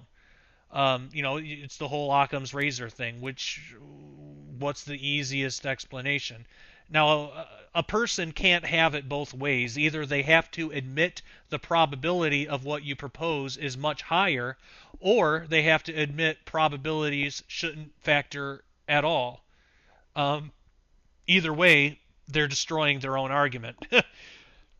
So that brings you one step closer to opening this individual up to the truth. And again, this isn't to be used to prove yourself right or to show that you're smarter or anything. You're trying to evangelize. You're trying to witness to people. You're trying to lead people to Christ. And people that are heavily involved in this UFO phenomena stuff, it is a battle. It is incredibly difficult. But remember, we don't wrestle against flesh and blood. The powers that are our enemy are spiritual in nature. So the person you're witnessing to is not your enemy. He's a prisoner of war. So this is a tactic we can use to open him up to the truth, and always do this with love and respect. Even if the guy's being a jerk about it, that could happen sometimes. Sometimes you might get a know-it-all that, thinks that he knows more than you do. Just be humble, because getting in an argument that will not lead him to Christ. Be humble and just present this in a loving and respectful way. So the last thing I want to bring up here is the technology aspect, because that comes up quite often. It seems most individuals supporting the extraterrestrial position, they'll accept the notion that extraterrestrials possess near godlike technological capabilities that can get them out of any physical limitation. There's actually evidence to the contrary, showing that these entities might not be as technologically advanced as they claim. Now, in a paper published in the Journal of Scientific Exploration, UFO researcher Jacques Vallée gave a few reasons why he believes UFOs are not extraterrestrial in origin.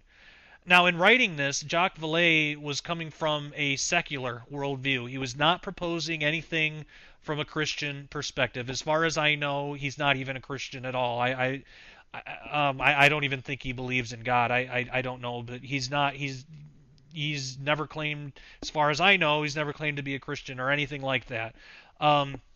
Jacques Vallée, he drew his conclusions based on the evidence that he collected from various witnesses and other sources.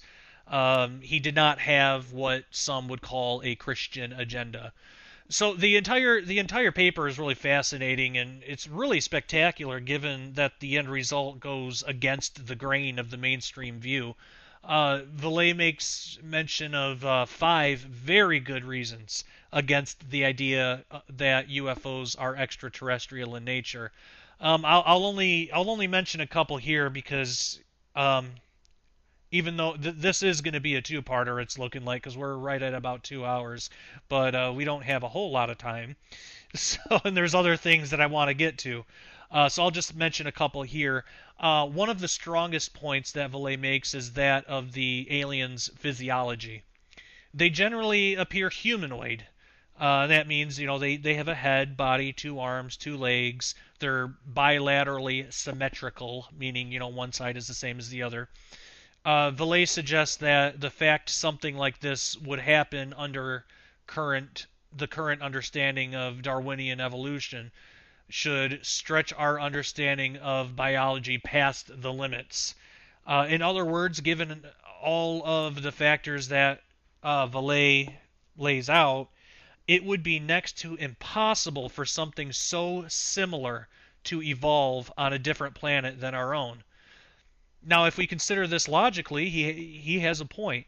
How many humanoid creatures exist on our own planet compared against all the creatures that don't possess a humanoid appearance?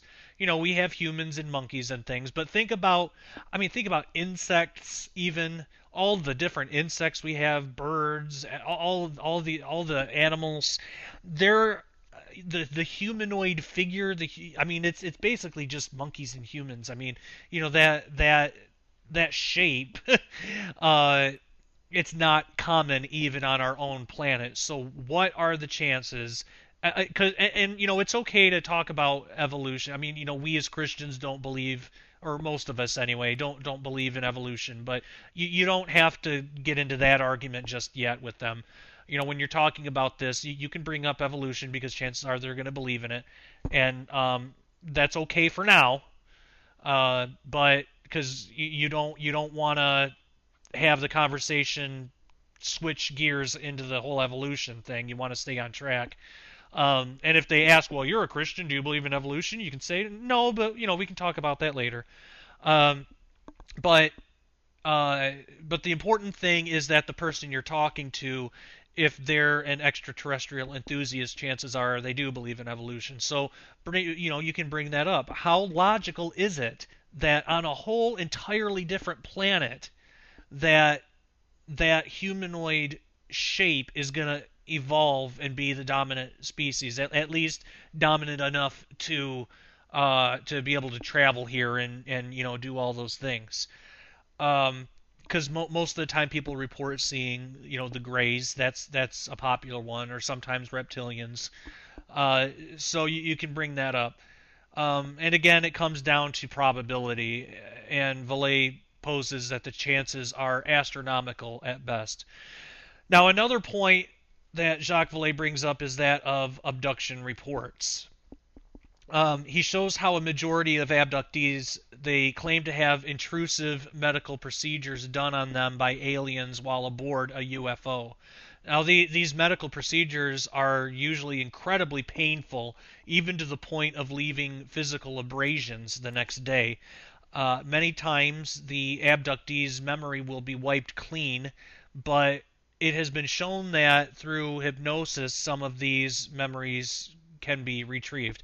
Now, I know hypnosis is controversial, and I'm not advocating it, but I'm not, dismissing it either. But again, it's like the evolution thing. Chances are a UFO enthusiast, they will accept the hypnosis to bring back memories of lost time, as valid. So it's okay to bring that up for this purpose. Now, Vallée puts forth the observation that today, on our planet and in our culture, we have the medical advances available to us to be able to perform the same medical procedures without causing any pain to the person involved. We have things like anesthesia that can be used to ensure the person doesn't suffer and won't remember what happened. These procedures can be done without leaving the abrasions and scoop marks that abductees have reported. They can even be done with a minimal amount of tools, meaning that the person having the procedure, um, they wouldn't even have to leave their home. Now, of course, that is if you could find a doctor that does house visits anymore. That doesn't really happen. But just in principle, those things could be done right in your own home. Um, so given this, Vallée questions why technologically advanced extraterrestrials would need to take the individual aboard the UFO, subject them to all sorts of torturous experiences, and leave them with the evidence to show something had actually happened. If extraterrestrials are technologically advanced enough to get here from another planet, then why are they lagging so far behind in their medical field? Perhaps it makes more sense that these beings are actually extra-dimensional in nature, who require no such extensive technology to travel here, and they're malevolent enough to not care about the well-being of those that they abduct, and maybe they want to leave just enough evidence behind enough times with enough people to plant the idea in the minds of the general public that these things are actually happening, and they do that for their own ends. Now, I will say I do believe that. Now, while I don't believe that they are aliens, extraterrestrials, I believe that they're extra dimensional. I believe that they're fallen angels and demons, and I do believe that they are more technologically advanced than us. But I believe that they only um, let's see, how do I want to word this? Well, okay, let me backtrack a little bit. Considering that these beings are extra dimensional, that they'll show their level of technology is above our own, as I said, but seems to be lacking in certain areas that don't benefit them directly. I guess that's a good way to put it. If these beings are strictly malevolent in nature, they would not care to progress their technology to make the abductee comfortable or at ease. They would only progress their technology to suit their own needs, and that seems to be the case with the UFO phenomena. They would have no need for things like anesthesia, so the the person wouldn't have to experience the pain. They wouldn't care if they're strictly malevolent. And that's an important thing to bring up, because a lot of people who are into this ufology and things like that, they think that they're here for our benefit. So you can bring things like that up to show no, they're not. Um, another point that I'll bring up, and then we'll move on to another subject, is the nature of the reported UFOs. Um, Now, I touched on this earlier, but it's worth going over again. Many times that UFOs have been reported and they're even filmed to exhibit some seemingly impossible feats.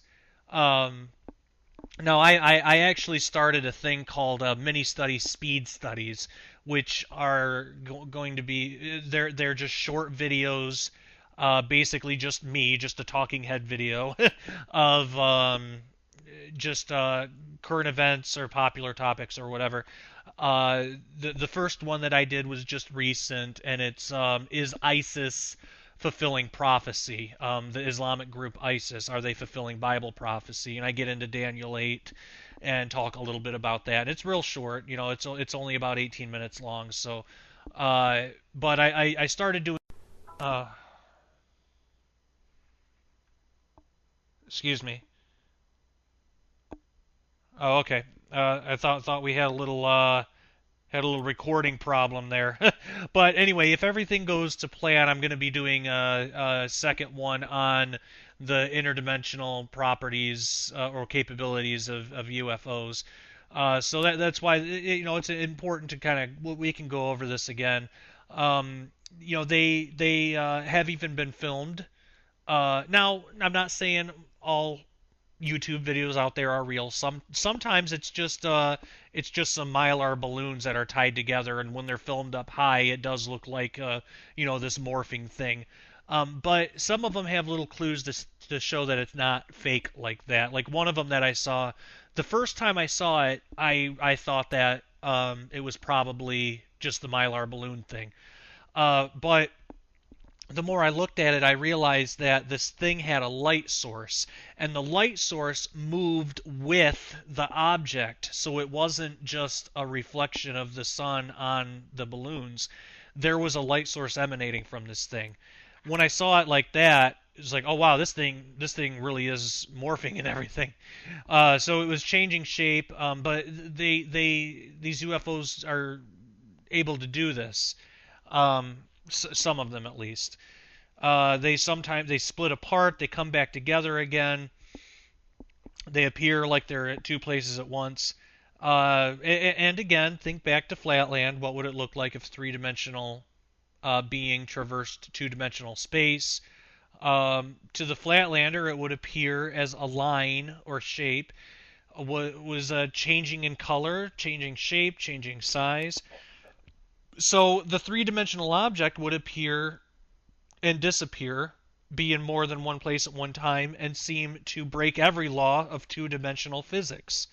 Now, would it be reasonable for Flatlanders to assume that something exhibiting those behaviors is a super advanced two-dimensional being with unbelievable technology? Or would it make more sense that it is something from the third spatial dimension breaching their two-dimensional space? So taking all of this into account, we can see how there are ways we can use scientific terminology, observation, and logic to make a strong case for extra-dimensionals over extraterrestrials. Now, perhaps it's not that these things were just misunderstood technology in antiquity, as the ancient astronaut theory postulates. I'm sure if you're familiar with the show Ancient Aliens, they're always saying, "Oh, it was just misunderstood technology. All these ancient ideas in the Bible of like Ezekiel's vision and things like that. It was just misunderstood technology." Well, maybe that's not the case. Maybe it wasn't ancient misunderstood technology. Maybe it's that we are misunderstanding extra dimensional manifestations today. I think that's far more likely.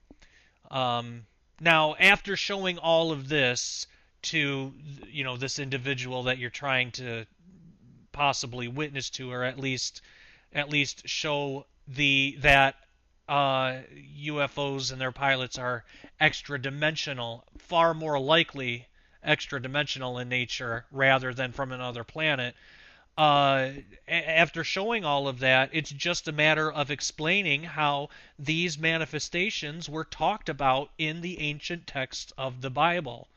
The same things. You can also use what we talked about in the first when we talked about the first chapter in this show about Gnosticism and all that.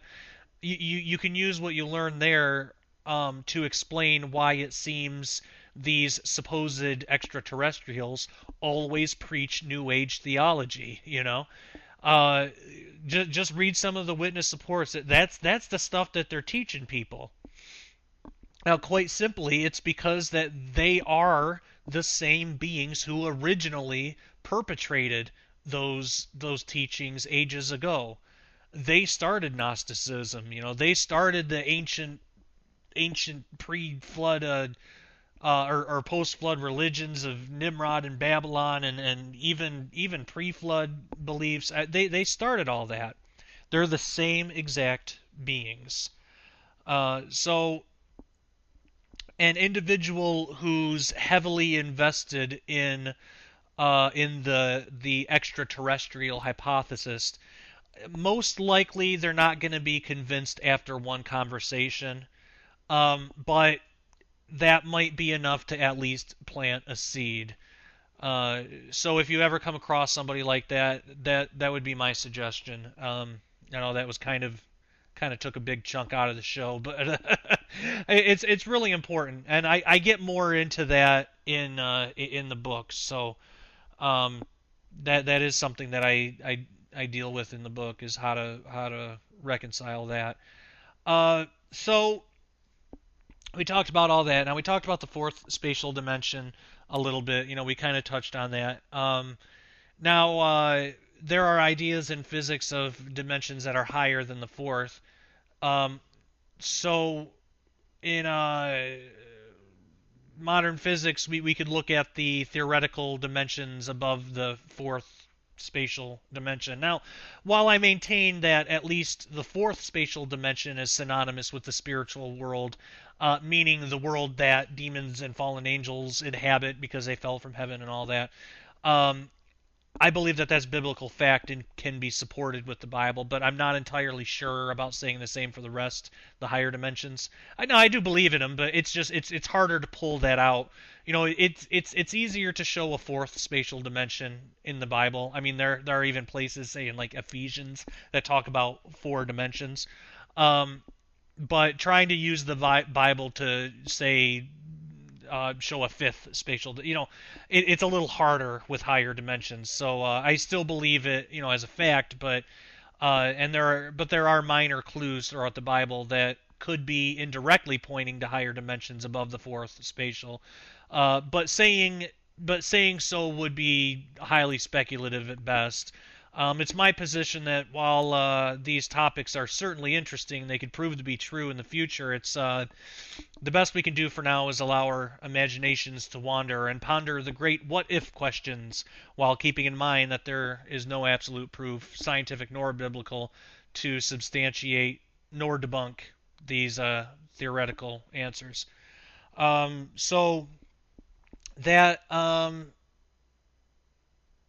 let's see, what could we talk about? So there's ideas of 10 dimensions and everything. Oh, let's talk about Planck boundaries. That's a really interesting that's a really interesting thing. This is something that blows my mind. I actually wrote a blog about this too, and you can get that again. It's Josh Peck disclosure.blogspot.com. Where are we at on time here? Oh man, time is flying by. Let me see, how long is it? Well, this isn't too long. I'll read this blog to you. This is research from the book. I put it in a blog post, and it's called Planck Boundaries: God's Measurement Scale and the Black Hole Failsafe System. So we'll talk a little bit about this. The as is written in my blog.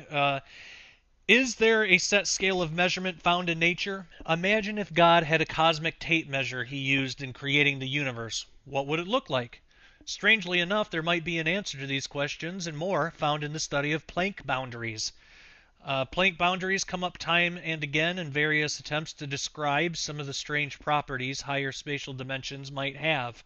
Planck boundaries are so important, in fact, that they have the potential to define the exact amount of separation between our physical world and the fourth spatial dimension, which, in my humble opinion, can be considered as synonymous with the spiritual world of the Bible. Max Carl Ernst Ludwig Planck. Yeah, that name is a mouthful. April 23rd, 1958 to October 4th, 1947, made incredible contributions to physics throughout his life. Planck, a German theoretical physicist, founded quantum theory in 1900 and actually coined the term quantum. He is also known for developing the Planck constant, which is a physical constant that describes the quanta of action in quantum mechanics. The term quanta, which is plural of quantum, defines the smallest amount of measurement possible for any given thing, such as length, energy, time, etc. For example, a photon is a single quantum of light, sometimes referred to as a light quantum. Planck was able to show that energy doesn't travel in steady intermediate progression as we might think, but actually travels in tiny packets. In 1819, Planck received the Nobel Prize in Physics for his discovery of energy quanta. It is with the Planck constant that Planck boundaries can be determined. The Planck constant is so important in reconciling modern physics with the Bible because it shows there is a type of natural measurement scale in which everything within physical existence adheres. We can actually determine the units of measurement God used to create the universe. Having access to this scale is comparable to possessing God's personal tape measure, thermometer, or stopwatch. The Planck length is also important to modern quantum physics because it is the only length that could naturally appear in a quantum theory of gravity, and gravity is connected to the shape of space. For our purposes here, however, you only need to know that the Planck length, the unit of measurement in God's scale, is incredibly small, subatomic, in fact. It is so incredibly small that it is nearly impossible to fathom. The Planck length is 1/1000th of 1/millionth of a trillionth of a centimeter.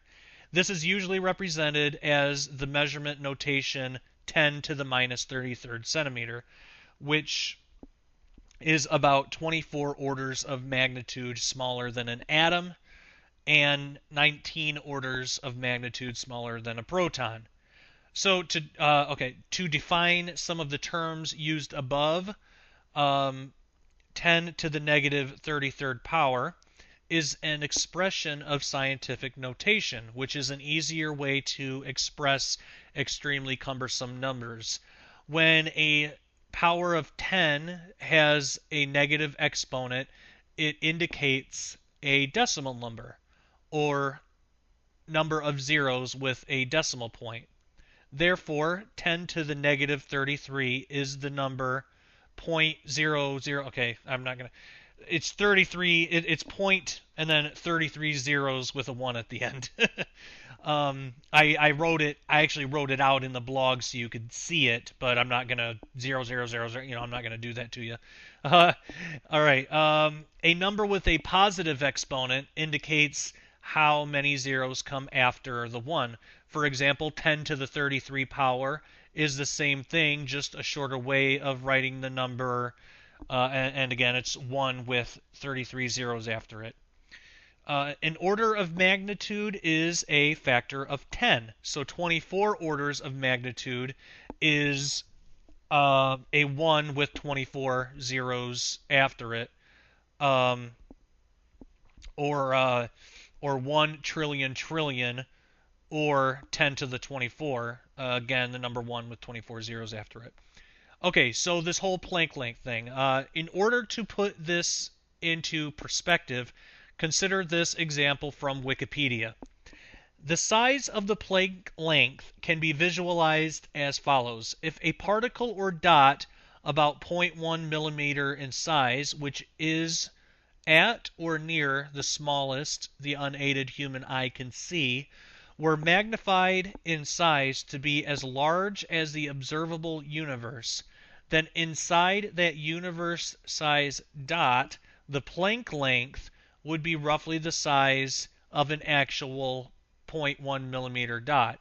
In other words, the diameter of the observable universe is to within less than an order of magnitude larger than a 0.1 millimeter object, roughly at or near the limits of the unaided human eye by about the same factor, 10 to the 31, as that 0.1 millimeter object or dot is larger than the Planck length. Man, I gotta say, even that is kind of confusing to me. That's a confusing way to word that. But okay, getting back to the reading. More simply, on a logarithmic scale, a dot is halfway between the Planck length and the size of the observable universe. Okay, that's a little easier to understand. But then I go on to write, in other words, if you were shrunk down to a Planck length, the diameter of the period at the end of this sentence would still be about three and a half times longer than the diameter of the unshrunk, normal-sized, observable universe is in relation, or to an unshrunk person, to you or I. So not only did God create things so large that we don't know exactly where the end, i.e. the universe, he used a scale with units of measurements so small that we have trouble even fathoming it. I just gotta take a break there. Just imagine that. Like, how impossible does he have to make it? It's amazing, just the creativity that God has. I mean, he uses the building blocks are things that are so incredibly small that we can't even get our minds around it, and he uses those to build something so incredibly vast that we can't even conceive of how large it is. And that's just in the dimensions we can perceive. There are more above that. There are 7 or 8 more dimensions above that. and I don't. Wow! It blows my mind. That never ceases to amaze me thinking about that. But anyway, I just kind of had to go off on a little amazement episode there. So back to the reading. What is really interesting about the Planck length is what happens when something even smaller is attempted to be considered. Physicist Lisa Randall explains, and this is from her book Warped Passages. Very, very interesting book. I suggest that one too. Okay, so she says the Planck scale energy, the energy needed to explore the Planck scale length, is exactly the energy at which gravity is no longer dismissible as a feeble force. At the Planck scale length, gravity cannot be ignored. In fact, at the Planck scale energy, gravity constructs barriers that make conventional quantum mechanical calculations impossible. Anything sufficiently energetic to probe 10 to the negative 33 centimeters would be snapped up into a black hole that imprisons whatever enters. So Okay, end quote. That's the end there. Nothing. So I go on to write. Nothing smaller than a Planck length is possible because it would require energy larger than is calculably fathomable. This brings us to Planck energy. While most measurements corresponding to the Planck constant are incredibly small, such as the Planck length, mass, and time, the measurement of energy at the Planck scale is incredibly large. The Planck scale of energy is around 1.2 times 10 to the 19th power GeV. In this equation, GeV represents giga electron volts or 1 billion electron volts. An electron volt, usually represented as EV, is a unit of energy equal to approximately 1.6 times 10 to the negative 19 joule, usually represented by J, joule. By comparison, one 100-watt light bulb turned on for 1 minute equals about 6,000 joules. We measure watts as equal to joules per second. 1 watt is equal to 1 joule per 1 second. Therefore, 100 watts equals 100 joules per second. Multiply 100 joules per second by 60 for 60 seconds in 1 minute, and you arrive at 6,000 joules for 100 watts at 1 minute. And I'll just take a break right there and say that is about the extent of the math that I get into in this book. So I don't know how easy it is to really visualize and understand by me saying it, but when you actually see it written in the book and you can actually see it, it makes sense, and it's simple. It's not too bad. That's the most complicated involving math that I get into the book, so there's nothing to be intimidated by. Although I know just by listening to that can probably sound a little confusing, but that's okay. You don't need to know the absolute specifics to get the main concept. Okay, so back to the post here. Given that we discover the Planck length energy scale is incredibly large. It is 100 billion times the energy locked in a proton. With numbers such as this, it begins to make sense why such an extreme amount of energy needed to probe the Planck length would result in a black hole. And I'll take a quick break here and remind you that this amount of energy, this is being compacted down to Planck length size. So while if we expand that energy, it might not seem like too much, but compressing it down to that size, that's why the whole black hole thing happens. It's like it's like focusing the sunlight with a magnifying glass. If you're just standing out in the sun, it's not, it's usually not too bad. But you can take a magnifying glass and condense that down and really focus it down to something that can set stuff on fire. It's the same kind of concept here. It's taking that energy and condensing it down to such an incredibly small, the Planck length that that it would just naturally result in a black hole. So you can't get smaller. It's impossible to get smaller than the Planck length. Again, I'll just backtrack one sentence behind. With numbers such as this, it begins to make sense why such an extreme amount of energy needed to probe the Planck length would result in a black hole. A similar result is theorized when dealing with mass on the Planck length scale. Excuse me, not Planck length, just on the Planck scale. Okay, a similar result is theorized when dealing with mass on the Planck scale. Planck mass is the maximum allowed mass for quanta. In other words, It's the most amount possible for the smallest thing possible. This type of mass isn't as impossible to imagine, although the actual size of quanta can be. Unlike all other Planck-based units, the most Planck and most Planck-derived units, the Planck mass has a scale more or less conceivable to humans. Planck mass is usually expressed as 2.17645 times 10 to the negative 8 kilogram or kg, whereas kg represents kilograms. It is traditionally said to be about the mass of a flea, but more accurately, it's the mass of a flea egg.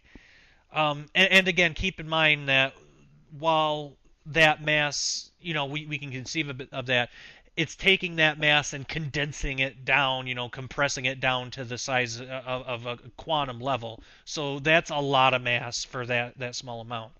Okay, getting back to the post. It is said, much like when dealing with the Planck length, that if two quanta of the Planck mass or greater ever met, they could spontaneously form a black hole. It is interesting how the consequence of a black hole comes up in regards to Planck boundaries. It is almost as if black holes are a natural type of fail-safe system that God put in place to keep our reality within the appropriate boundaries necessary for physicality to be possible.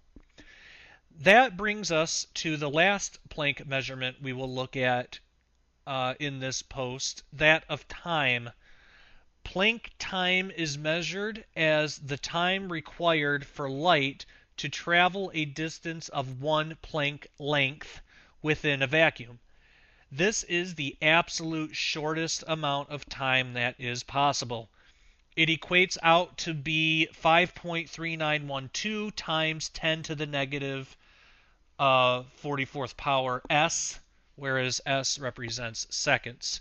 It is usually approximated as 10 to the negative 43 seconds for ease of reference. This is an incredibly short period of time, one that is inconceivable to our human mind and one that is far from observable.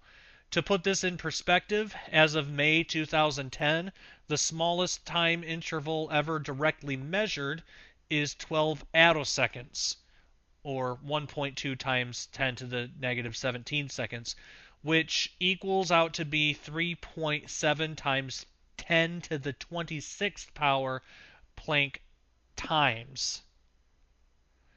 There are far deeper, excuse me, I'm getting a little tongue-tied here. There are far deeper implications of Planck time that I will be describing in my book Quantum Creation, but for our purposes here, it is only important to know that this shows time as being quite different than what we may have imagined. We normally would think of time like a constantly flowing river. In reality, however, time is more like a film strip in a movie or a stack of photographs. Each snapshot encompasses the entire physical universe and represents 1 Planck time. Our journey through time is nothing more than quickly flipping through these snapshots. Every passing second is made up of billions of billions of billions of Planck time snapshots. In fact, there are more units of Planck time in 1 second than there are seconds contained in the 14 billion years since the time that most physicists believe the universe began. When we really think about how constraining time and physical reality actually are, it can help us put into perspective the biblical notions of God existing outside of time and space, though he does choose to enter the boundaries of time and space here and there. His ability to see the beginning from the end and the ultimate beauty of his creative nature. Take care and God bless. Josh Peck, MiniStudyMinistry.com. All right, so that's kind of a brief explanation of Planck boundaries. It's absolutely fascinating stuff, especially the Planck time thing, because I've always, as I'm sure most of you, I've always viewed time as just like a smooth flowing thing, but it's not. It's it's it's like it jumps. It jumps from one instant to another, and of course those are incredibly small. But it's like, just like I say, it's like a film strip. When we watch a movie, it looks continuous, and smooth, but in reality it's not. It's just a series of images that are going really fast. That's what reality is. um and it's the same with it's the same with particle physics, which I believe can be the next thing that we can look at. Let me see where we're at here. uh well, we talked about higher dimensions. I get way more into that in the book. I don't. I wish I had more time to get into the show, but I talk about. Well, I'll give just a really brief. In string theory, which we will get into string theory in this show, I promise, because that's important and interesting. But in string theory, namely M theory, it states that there are 11 space-time dimensions. So you can say 10 of space, 1 of time. But there's also this idea of a zeroth dimension, meaning if the first dimension is a line between 2 points, the x-axis, the zeroth dimension would be like the foundation where the first point would exist or originate. So there's I don't think all physicists adhere to that, or it's not talked about a whole lot, but there is this idea of the foundational zeroth dimension. And so if that's true, and this I just find absolutely fascinating. If that's true, that there's this zeroth dimension, uh, if that's the correct definition of everything within God's creation, then we we have the 1/0th dimension, we have 1 of time, and then 10 of space. Well, that adds up to 12, and that has really special and specific biblical implications. The number of 12 is really important in the Bible, and always seems to convey the same idea of order, perfection, divine government, that sort of thing.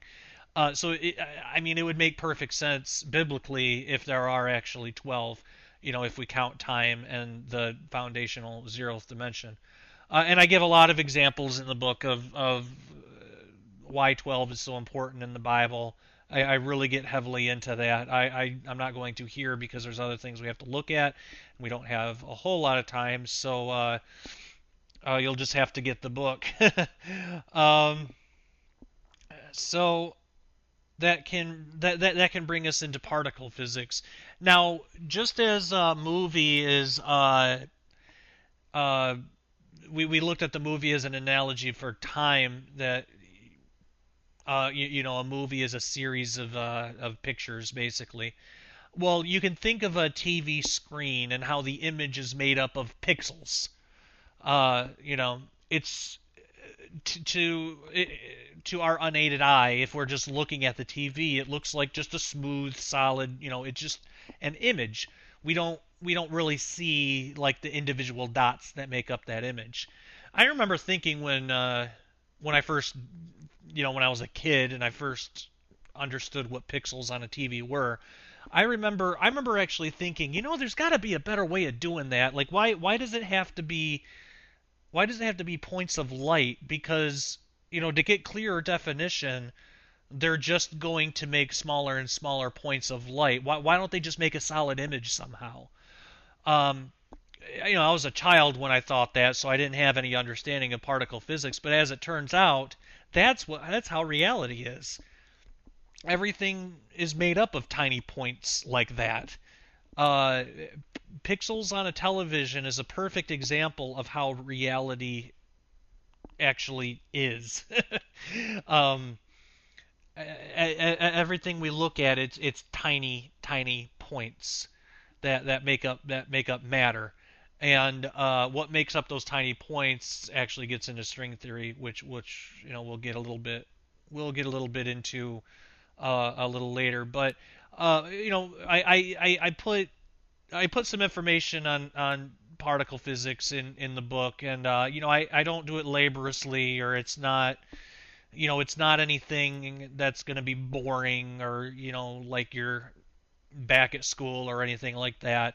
I didn't include everything, but I talked about some of the particles that have some really strange qualities, and so we talk about fermions and bosons. We don't need to get too much into that in this episode here. We talk about nucleons, which are the particles that actually make up the nucleus of an atom. Electrons, that's the point of energy that spins around the atomic nucleus, and that nucleus plus the electron is what actually makes up the atom. Um, actually, electrons are pretty strange. They have negative elementary charge. Their mass is the mass of an electron is only 1/1836th that of a proton. So to put that in perspective, that's the same weight relation as a 2-month-old kitten to an average-sized car. And a proton is just one of the particles that makes it's a nucleon. It's one of the particles that makes up the nucleus of an atom. So one proton is to a car as one electron is to the 2-month-old kitten.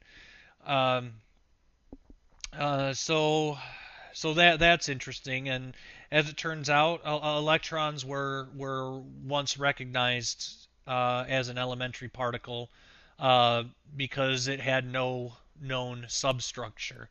Uh, that's what elementary particle kind of means. It's like that's the smallest you can get. It's not made of anything, sort of.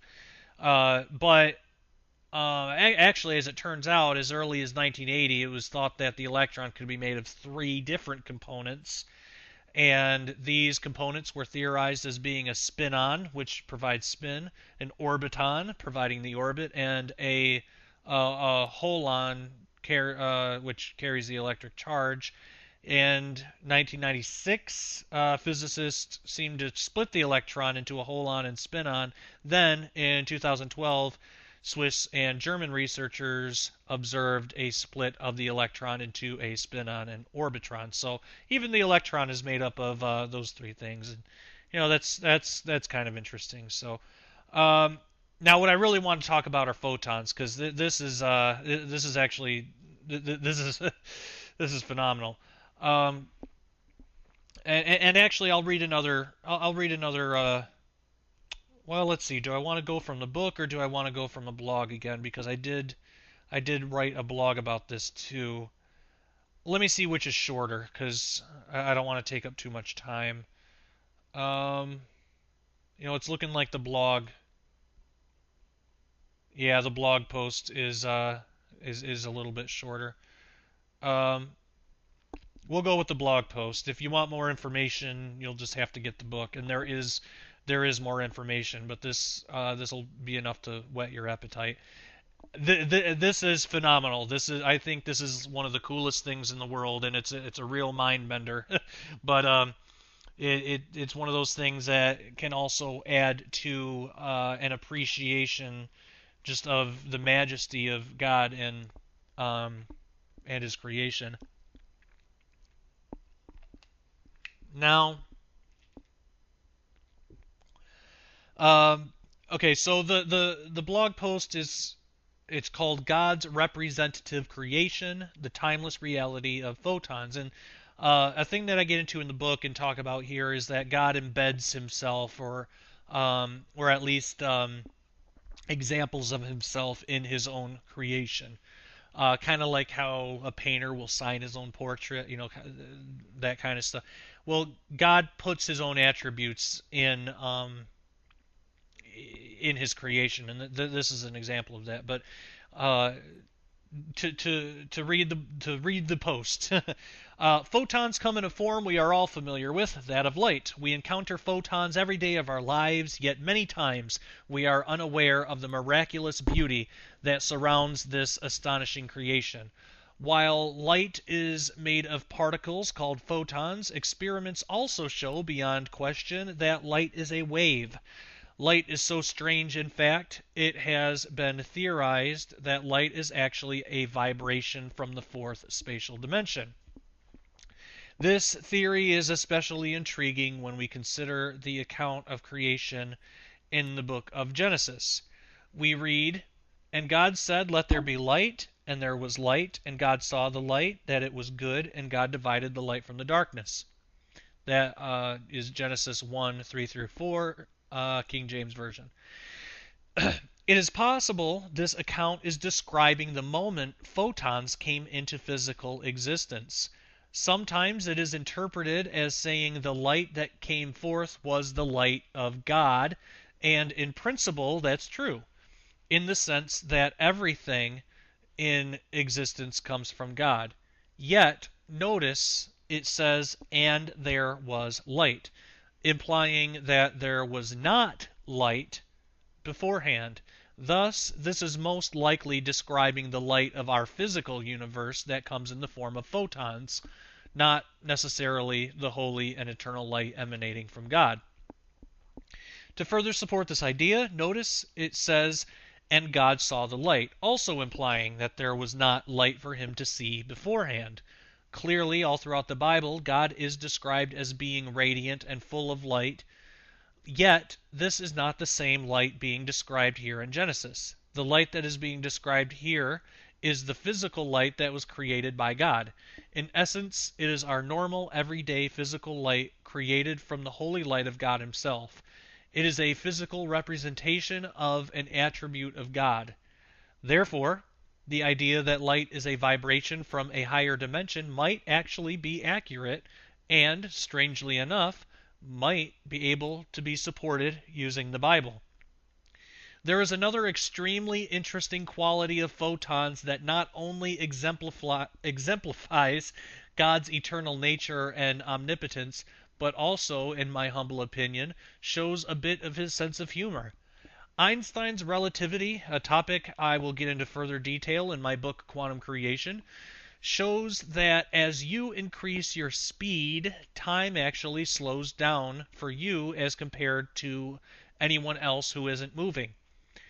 It isn't just that a clock will run slower, it is biological as well. Your metabolism, brain synapses, breathing, heart rate, and everything else actually slows down. This effect of high speed is something that has actually been measured on a relatively small scale. Einstein also showed that one cannot travel faster than the speed of light. As you travel faster and faster toward the speed of light, time literally goes slower and slower. You could actually travel, if you could actually travel the speed of light, by far a technological impossibility in our present age, time would literally stop. Photons, which could be described as the carriers of light, exist at the speed of light. What that means is photons never accelerate to the speed of light. They exist exactly at the speed of light. The consequence of this is, from the photon's perspective, time does not exist. This means that as soon as a photon is emitted from its source, even if it is a star millions of light years away, it immediately reaches its destination at that exact moment. Keep in mind, this is from the photon's perspective. From our perspective, we could look at a star a million light years away and deduce that it took the photons from that star a million years to reach our eyes. However, from the perspective of the photon, it was absolutely instantaneous. The fact that time does not exist from a photon's perspective can be compared to God himself existing outside of the bonds of time and space. Since time does not exist for photons, they never change. It is impossible. It is the same with God. He does not change. Another interesting thing about photons is their ability to seemingly communicate with each other by means of something at an instant.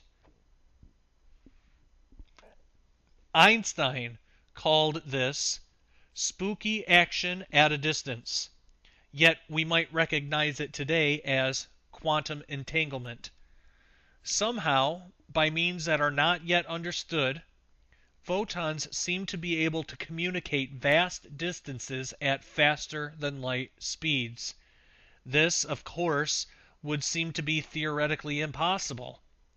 It is no wonder Einstein was not a fan of this idea of quantum entanglement. However, by various means, it has been shown to be true. Regardless of how far away they are from each other, photons seem to be able to communicate with each other instantaneously. To this day, how exactly this works is a complete mystery. The thing I find somewhat humorous about photons is how drastically different they are in reality than what we might normally perceive. The same could be said about God. We tend to see him in certain ways, but many times God doesn't fit into our idea of reality. However, God does seem to provide us with clues by representing himself in different ways throughout his creation. Much like his creation, the photon, God far surpasses all logic and reason. He is ultimately eternal and timeless. Take care and God bless. Josh Peck, ministudyministry.com. So that's a small example of some of the things that I get into concerning photons and quantum creation. Another thing that I want to mention is, and this is fascinating too, is Einstein was able to show that the faster you go toward the speed of light, for you, it might seem like say you're traveling half the speed of light for, I don't know, a day or something. I don't know. I don't know the exact equations, but let's just say that for example. Half the speed of light for a day. Now, for you, it'll feel like a day, but for the rest of the world, it could be years. I mean, it could even be hundreds of years that has actually passed. Again, I don't know the exact. I don't know how exactly long it would be in relation to a day, but just as a thought exercise, it's a good example. So now imagine the photon that exists at the speed of light in which time stops. Now, if I can travel, say, half the speed of light, and it's a day to me, and it's 1,000 years to the rest of the world, to a photon that exists at the speed of light, within that instant, I mean, there is no within because it's just at that moment.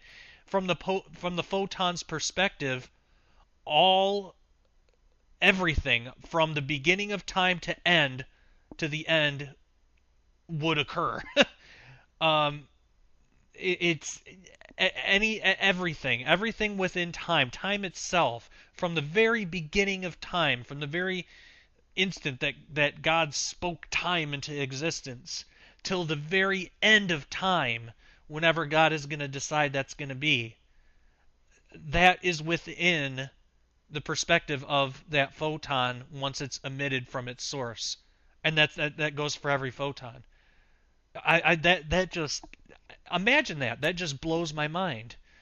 I don't know. It's just God's creation is so amazing, and light, just light in itself. If our representation of light that we get here in our three-dimensional space is that phenomenal, just imagine what the actual real light emanating from God is like. There just are no words. It's just absolutely amazing. Okay, so I promised that we were going to get into string theory a bit. Man, we are coming on 3 hours here. This is this is a long episode, but we're gonna keep going because there's more to talk about. And still, yeah, I don't want you to listen to this episode and then come away thinking that we've discussed the whole book or that you know the whole book now, because I'm telling you, we are just barely scratching the surface of the things that the things I put in quantum creation. If I were to get into the whole book, this would be easily it would take days for me to do this episode. So I'm just touching on some key things. I'm skipping a lot. I don't want to, but I'm skipping a lot and just trying to hit on some points. Um, I really want to get into brains, but I don't think we're going to have time. Brains, not as in brains in our head, but brains as in short for membranes, which is actually a part of string theory. But um, well, we don't really. Yeah, we're not going to have time to get into that, unfortunately. But there are some fascinating things with that. So get the book. But we will get into string theory because I promised that. Now string theory, the basic idea of string theory, it's not nearly as difficult to understand as is the math behind it.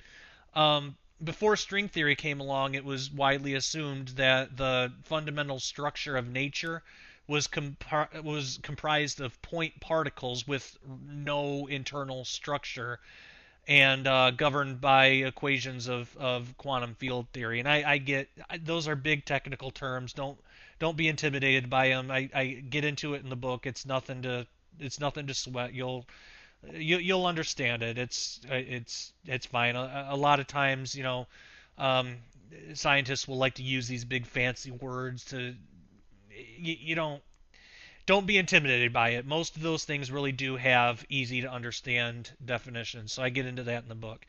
Um, now string theory actually redefined that assumption in some really interesting ways. Most notably, thing theory, string theory suggests that particles are not merely dots. Um, it's instead suggested that at their core they are unimaginably tiny string-like filaments that vibrate.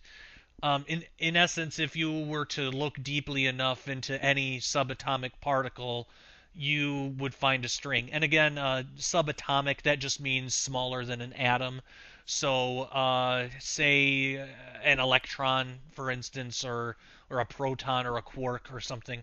And I get into all that in the book, but that's what subatomic means. So if you look at the internal structure of a subatomic particle, um, you would find a string. That's what the theory states. But even more, string theory states that the strings within different particles are actually identical in nature, but vibrate at different rates and in different patterns.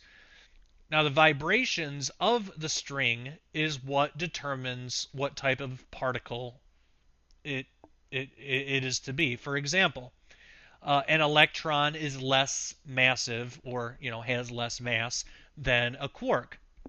So, um, according to string theory, the electron's string would vibrate less than the quark's string.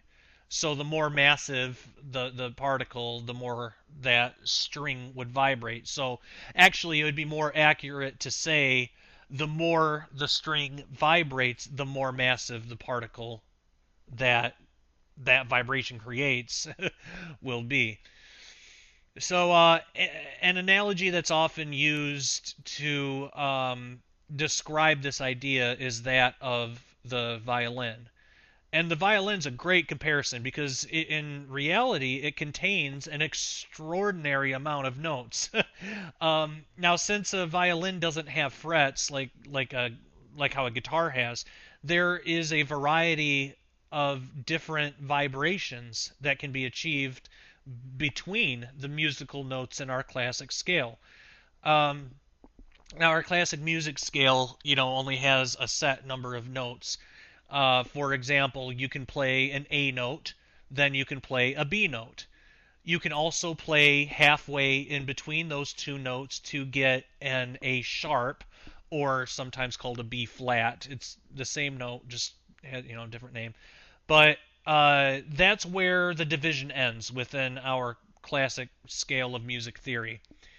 Now, however, with an instrument such as a violin, nothing is preventing you from playing a note halfway between A and A sharp. There's no name for it in the classical scale because it doesn't exist in the classical scale. But with an instrument like that, there's nothing preventing you from doing that.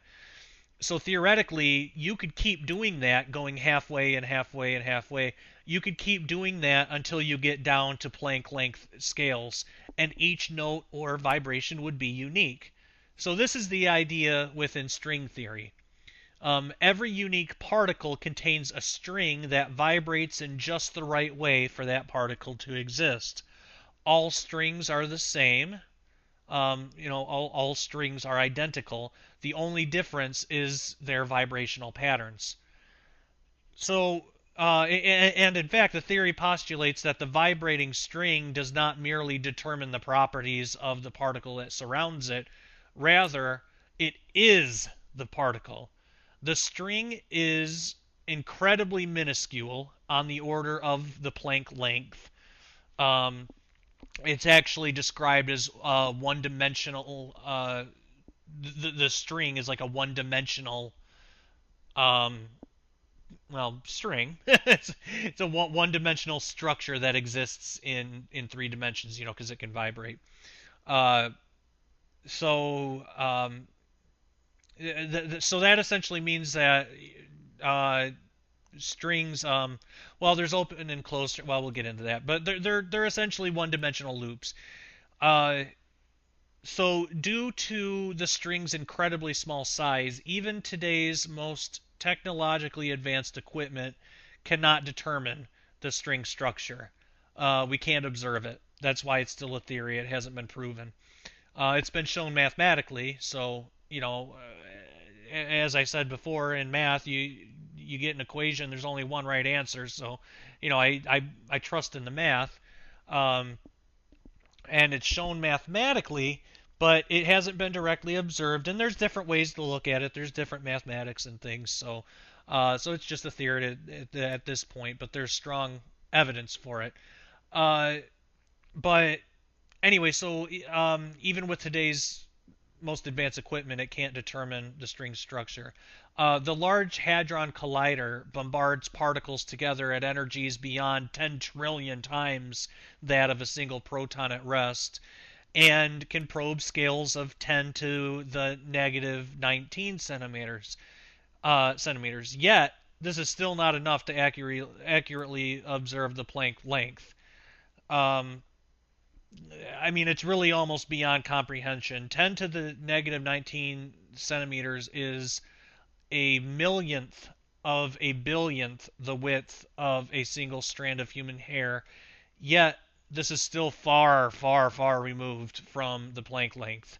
It's not even close.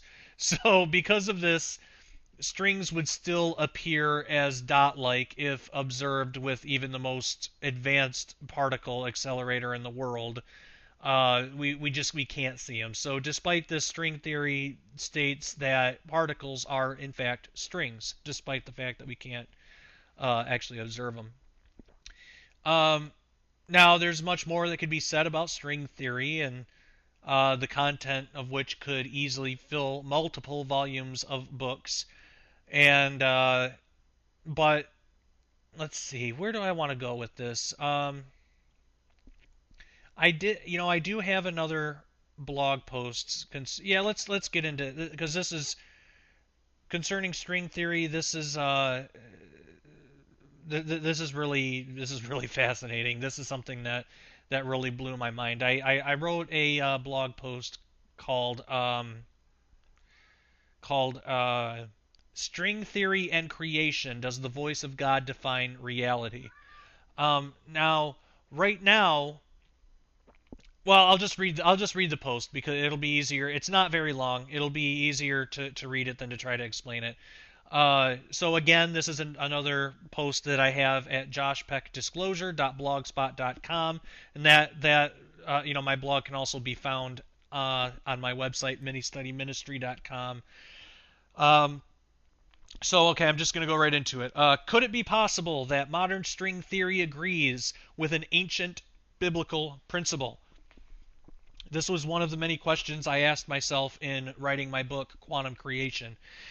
In trying to find connections between quantum physics and biblical teachings concerning reality as we know it, I was brought to an interesting verse. Hebrews 11:3 states, "Through faith we understand that the worlds were framed by the word of God, so that things which are seen were not made of things which do appear."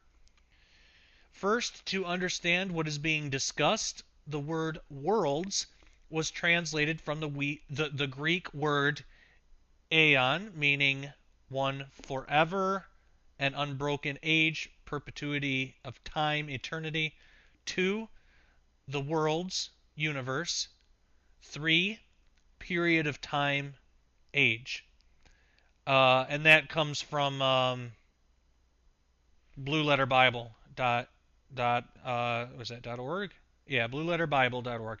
Excellent resource. But okay, back to the post. This verse is talking about God's creation, so it is reasonable that all three of these definitions are acceptable. The term Word of God is used many times throughout the Old and New Testaments of the Bible in reference to different things. As I show in Quantum Creation, there are times that the Word of God is in direct reference to Jesus himself, such as in the first chapter of the Gospel of John, or even, in a sense, the pre-incarnate Jesus in the Old Testament. There is much more that can be explored concerning the usage of Word of God to refer to Jesus, but for our purposes here, we are going to look at a different usage. In Hebrews 11:3, a different Greek word is used than in John chapter 1 for word. In Hebrews 11:3, the Greek word for word is rhema, meaning one, that which is or has been uttered by the living voice, thing spoken, word. 2, subject matter of speech, thing spoken of. And that's it. Again, that's from Blue Letter Bible. In John 1:1, word comes from the Greek logos, which I explain in Quantum Creation has deeper implications than a spoken word or voice. And I'll say that's actually from that what I'm referring to there is chapter 10 of the book, which we probably won't have time to get into. Actually, I know we're not going to have time to get into in this episode, but anyway, back to the post. Hebrews 11:3 is referring to the literal voice of God. It is saying that everything in existence was created by the literal spoken word of God. Now that we have the first half of the verse defined, we can begin to look at the second half. First, it would be of great value to go over the basic idea of string theory in order to see if it might apply here. String theory conveys the idea that every particle of matter is actually the result of even smaller strings that vibrate. Now we just got into string theory, and I described that, so we can probably skip this part here because we just talked about it. So I'll skip down a little bit. In other words, the vibrations of the string is what produces the particle. A particle is nothing more than the result of vibrations. As of today, it is not known what exactly causes the string to vibrate. One of the leading theories basically states that whatever it is, it must come from a higher dimension. This brings us to the last half of Hebrews 11:3. It is said in the King James Version, things which are seen were not made of things which do appear. But perhaps it will be of benefit to look at another version to provide some extra clarity. In the English Standard Version, or ESV, Hebrews 11:3 states, "By faith we understand that the universe was created by the word of God, so that what is seen was not made of things that are visible." Notice specifically the text reads, "What is seen was not made out of things that are visible." That is to say, everything in physical existence, what can be seen, was made by something invisible, something outside of what we can perceive from our three-spatial dimensional perspective. If string theory is an accurate definition of reality, this can help explain what exactly is causing the strings to vibrate. When considering this, we should keep in mind that even time itself is a creation of God. This is important because it shows that God himself is outside of time. Of course, he can inject himself into time as he sees fit, but that does not mean he is bound by time like you and I. God is, by his very own nature, outside of time itself. The reason this is important to realize goes back to the cause of the string's vibrations. Hebrews 11:3 tells us that everything was created by the spoken word of God. In essence, God spoke everything into existence. From our language used in the verse, however, wait. Hang on, I got tripped up a little bit. God spoke everything. Okay. From our perspective, being bound by time, this initial creative act would have occurred in the past. Hence, the past tense language is used in the verse. However, God is outside of time, meaning there is no past, present, or future from his perspective, which also helps bring into clearer focus Isaiah 46:10, which says he can call out the end from the beginning and beginning from the end. For God, everything just is. Everything is known and seen just as clearly as everything else, regardless of where it falls on the timeline of physical existence. The ultimate conclusion, the truly amazing thing that can be considered by putting all of this together, is that we exist within the spoken word of God. From our perspective, that initial creative word from God is still forever emanating from him. It is his eternal voice that is causing strings to vibrate, thereby resulting in the production of the physical particles that make up all of matter and energy. We aren't only created by God, our existence is maintained by God through his voice. As you read this, you are existing only because the voice of God is currently making it possible. You are a direct result of the timeless, ongoing, and never-ending spoken word of God himself. There are many other things that can be examined with this idea in mind. Even more exciting, there are many other ways modern quantum physics may have inadvertently touched on biblical principles. For more explanation of the idea presented here, as well as many more, I would highly suggest you check out my new book, Quantum Creation, now available at ministudyministry.com. There are many things taught in the studies of quantum physics that may have a root in the Bible. Of course, there is a difference between observation and interpretation. Many times, the interpretation of the scientific observation will conflict with the Bible. However, if we can learn how to separate the faulty interpretation from the unbiased observation itself, we can use science as an aid to help understand and truly appreciate the majesty of God's nature and creation. Thank you for reading, and as always, take care and God bless. Josh Peck, ministudyministry.com, email joshpeckdisclosure@gmail.com. All right, so that's that blog post. But just imagine that God himself is outside of time.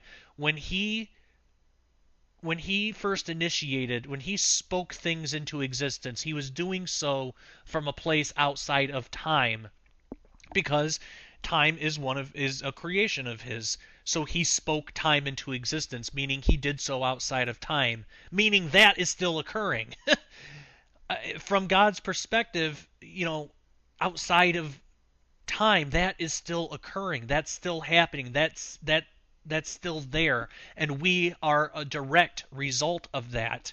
If string theory is true, physicists say they don't know what causes those strings to vibrate. Well, we know. It's the voice of God out that is originating from outside of time itself. Everything that's holding matter together is based on that. I mean, we can't really wrap our minds around that because we always want to think of the past, that, God did this in the past. Not only did he do it in the past, he's doing it now, because to him there is no time. Um, his voice is what is producing, actively producing and holding together matter. You, in a sense, are a direct creation, a direct production of his voice. It it's impossible to describe. You are God's voice. You're God's voice in time and in physical reality. You're what happens to and matter, all of matter. That's there are no words. I could spend the rest of my life trying to explain that and trying to get my head around that, and just trying to appreciate the sheer magnitude and beauty of that biblical fact. But I'll never get there. I'll never be able to fully appreciate it. But just the little bit that God has allowed us to understand, I mean, it is truly, truly phenomenal and just unimaginably beautiful. Um, that was believe it or not, that's not even the biggest surprise, or the biggest revelation that God has shown me throughout the course of writing this book. Um, this entire book, it does lead somewhere. It does lead to an ultimate conclusion that I hint at in the second to last chapter, but I just full out and explain it in the last chapter. And I'm telling you, you're never gonna look at anything the same again. And this isn't me. I'm not saying that my book is so great you got to go out and buy it or anything. This is stuff that you can find in the Bible anyway. But it's God. This is God's truth, and you don't. I'm not doing a show like this, or I'm not doing this just to promote a book.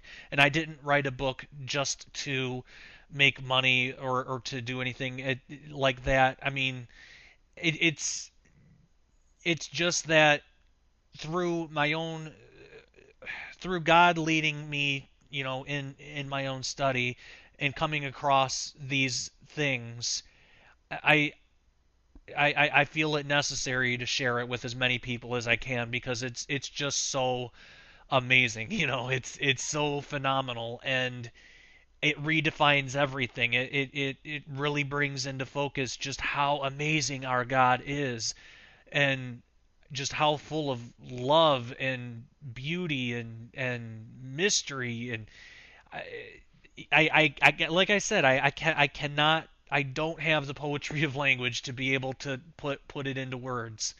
But the studies that God has led me through His Word, that have led me to these conclusions.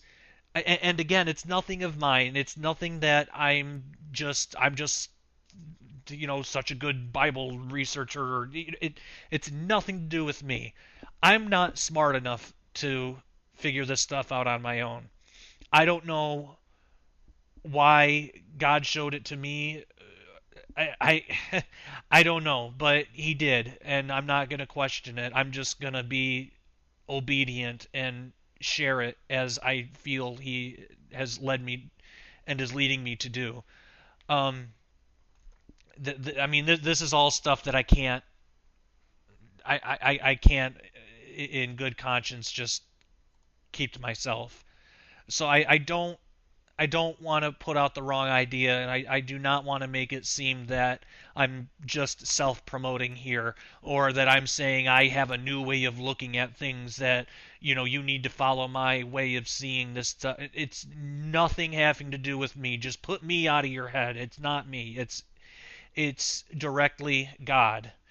Um, if anything, I'm just the vessel, or whatever, however you want to look at it. I mean, I honestly, I would just sooner just take myself out of the equation altogether, because this is all about God here, and all the glory goes to Him. And this isn't to appreciate me, my book, or my writing. This is to appreciate His glory and what He did, and how directly related He is to you.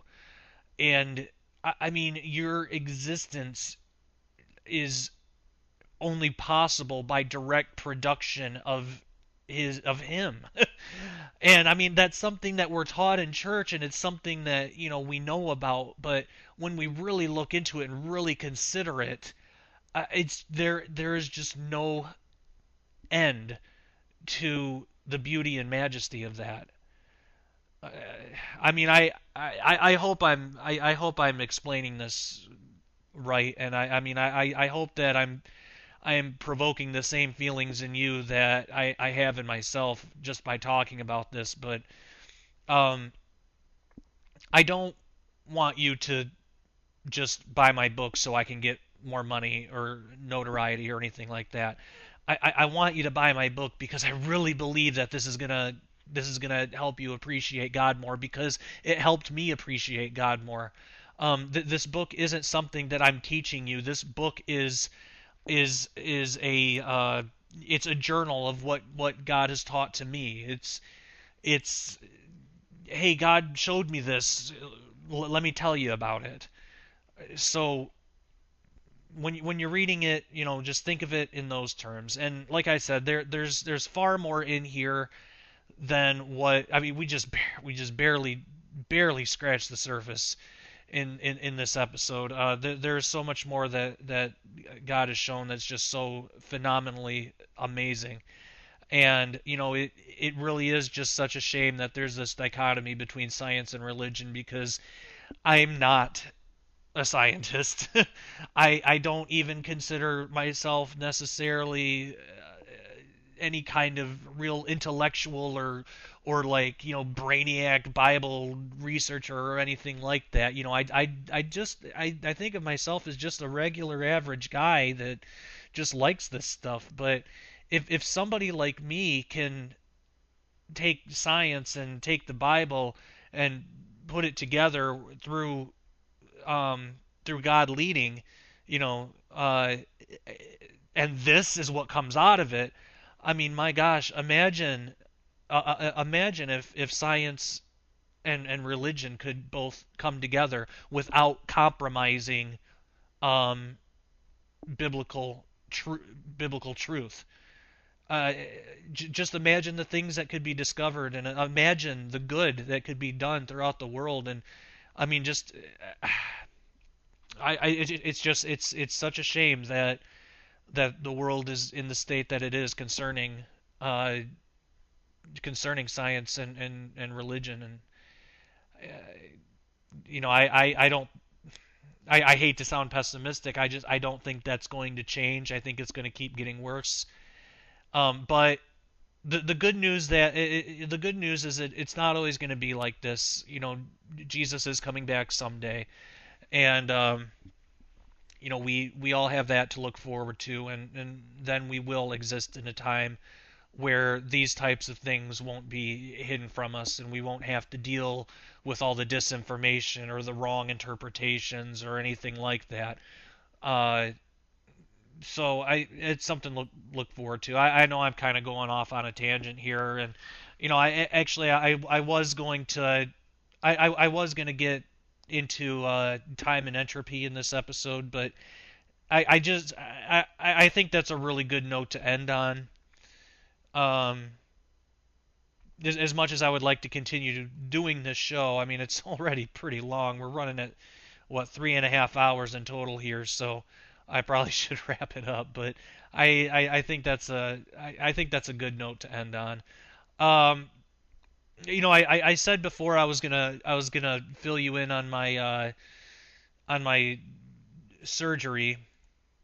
I recently had hip replacement surgery for my I have a disease called Trevor's disease. Um, I wrote a blog about that too. I'm not going to read that entire blog because it doesn't really have much to do with the show, and it's we don't have to get into all that. But if you're interested, the blog it's at joshpeckdisclosure.blogspot.com, or you can go to ministudyministry.com and find the blog there as well. But I basically have a degenerative bone disease that required me to need a hip replacement, total hip replacement. So I just recently had that surgery done. I'm in recovery now, and thanks to everybody praying for me, just the amazing support that I've and encouragement I've got online on Facebook. I'm very active on Facebook. So if you don't have me on your Facebook as a friend already, friend request me, and I'll be glad to. I'll be happy to add you. But and feel free to message me anytime or comment whatever. But anyway, I got just such amazing encouragement and prayer from people on Facebook. And now that I'm home, I'm actually recovering quite quickly. The physical therapist that comes to help me exercise and things, she's surprised by how fast I'm bouncing back. So that's I mean obviously first all glory goes to God, but it's also thanks to your all of your prayers. So that that's been really good. Um, the surgery was a success. I guess I had lost a lot of blood during surgery because the extent of Trevor's disease. It's a disease that causes bone deformities. So I actually on my right side, I didn't have a socket for my hip. It was just solid bone that my leg just over the course of time kind of worked out a groove. And in my blog I explained the whole thing, and I even put up pictures of my x-rays and things so you could see just how just how messed up it was. um I also have the disease in my knee and my ankle. So at some point in the future I'll probably get surgeries on those too. Now the thing with the surgery that I got, it's total hip replacement surgery. I'm at high risk for hip dislocations because of all the extensive work that they had to do, and they had to just kind of put the kind of fit the hip replacement in best as they could, and they it's not a perfectly formed hip, so they had to do the best with what they had to work with. So because of that. I'm at high risk for um I'm at high risk for I'm sorry hip dislocation, as I said. Uh, Luckily that hasn't happened yet. I've been taking it easy and I've been doing what I'm supposed to do. Uh, Now I also have gotten a lot of questions um as to uh, things that I might need, going forward. Um, Now, uh, I actually did write something on Facebook concerning this, and I'll go ahead and read that.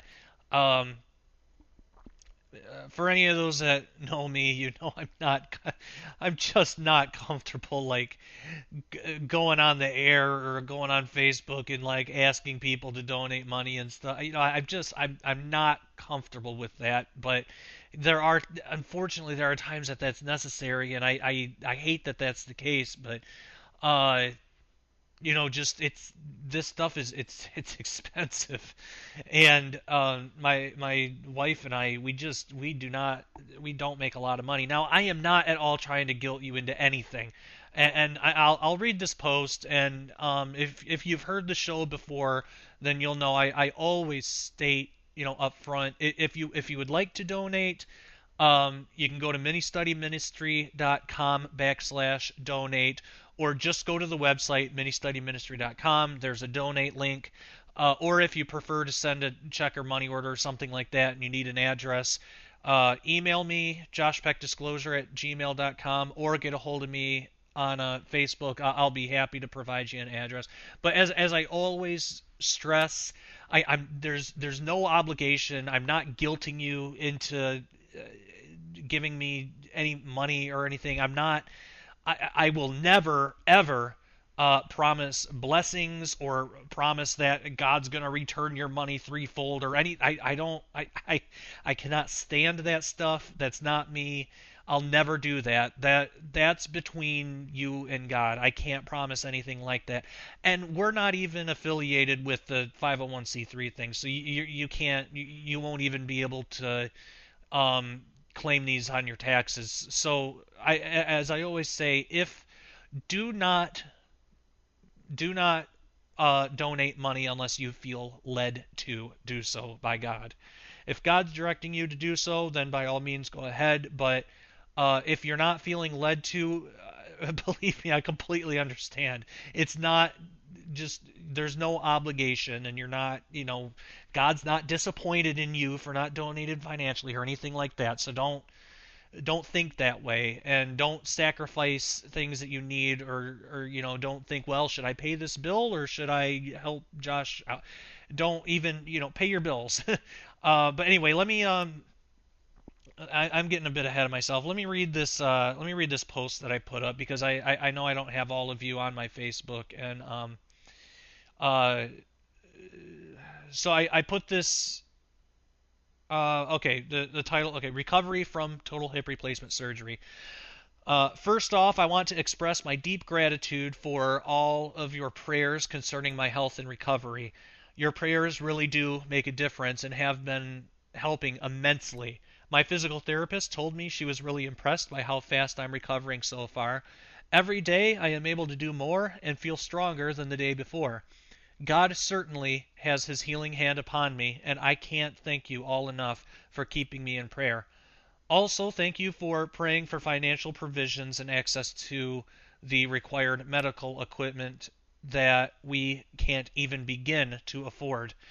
My grandparents were able to find a walker for me, which is the right size, and honestly, I can't even begin to tell you how much easier that has made everything. Today has certainly been a day of blessings. We still have a long ways to go, especially concerning finances, but God, working continually through the amazing generosity of others, has given us a leg up, pun halfway intended, and there is finally light at the end of the tunnel. Praise God. For those of you who this might be completely new to, here is the basic situation. I have a rare bone disease, literally 1 in a million, in my right hip, knee, and ankle, which causes abnormal bone growths and degeneration. This is what caused me to need a hip replacement. I actually wrote an entire blog post about it, which can be found at joshpeckdisclosure.blogspot.com. And that one's called Trevor's Disease, Total Hip Replacement, and all that. Once I came back home from the hospital, I wrote this post. Hi everyone, I just wanted to give you an update and present a prayer request. For those who may not be aware, I have a bone disease called Trevor's disease, which, among other things, causes abnormal bone growth.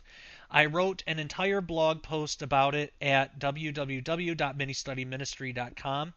I just undergone total hip replacement surgery because of what the disease did to my hip.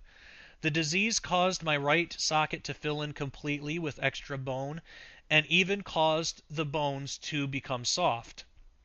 The surgeon said that once he got in there, he noticed floating bone fragments all around my hip and socket. Because of the extent of the damage, This wasn't a usual hip replacement surgery. They had to cut out all of the extra bone to basically reconstruct a socket for me. They had to cut out so much bone and do so many extra things, in fact, that they informed me I had lost a lot of blood during surgery. But, thanks be to God, the surgery was a success and I came out of it as they expected. They told me that because of all the extra work and the uniqueness of the situation, recovery time would be a lot longer than usual. I will need to use a walker for at least 2 weeks and I miswrote here. I wrote that I'd have to use a walker for at least 3 months. Um, it should be I will need to use a walker and a cane for at least 3 months. I'll have to use a walker for 2 weeks to a month. Then after that, I can walk with a cane. But I'm not going to be able to walk normally on my own all the time for 3 months.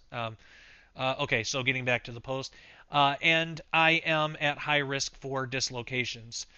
They said that I can't bend my hip more than 90 degrees or it will dislocate.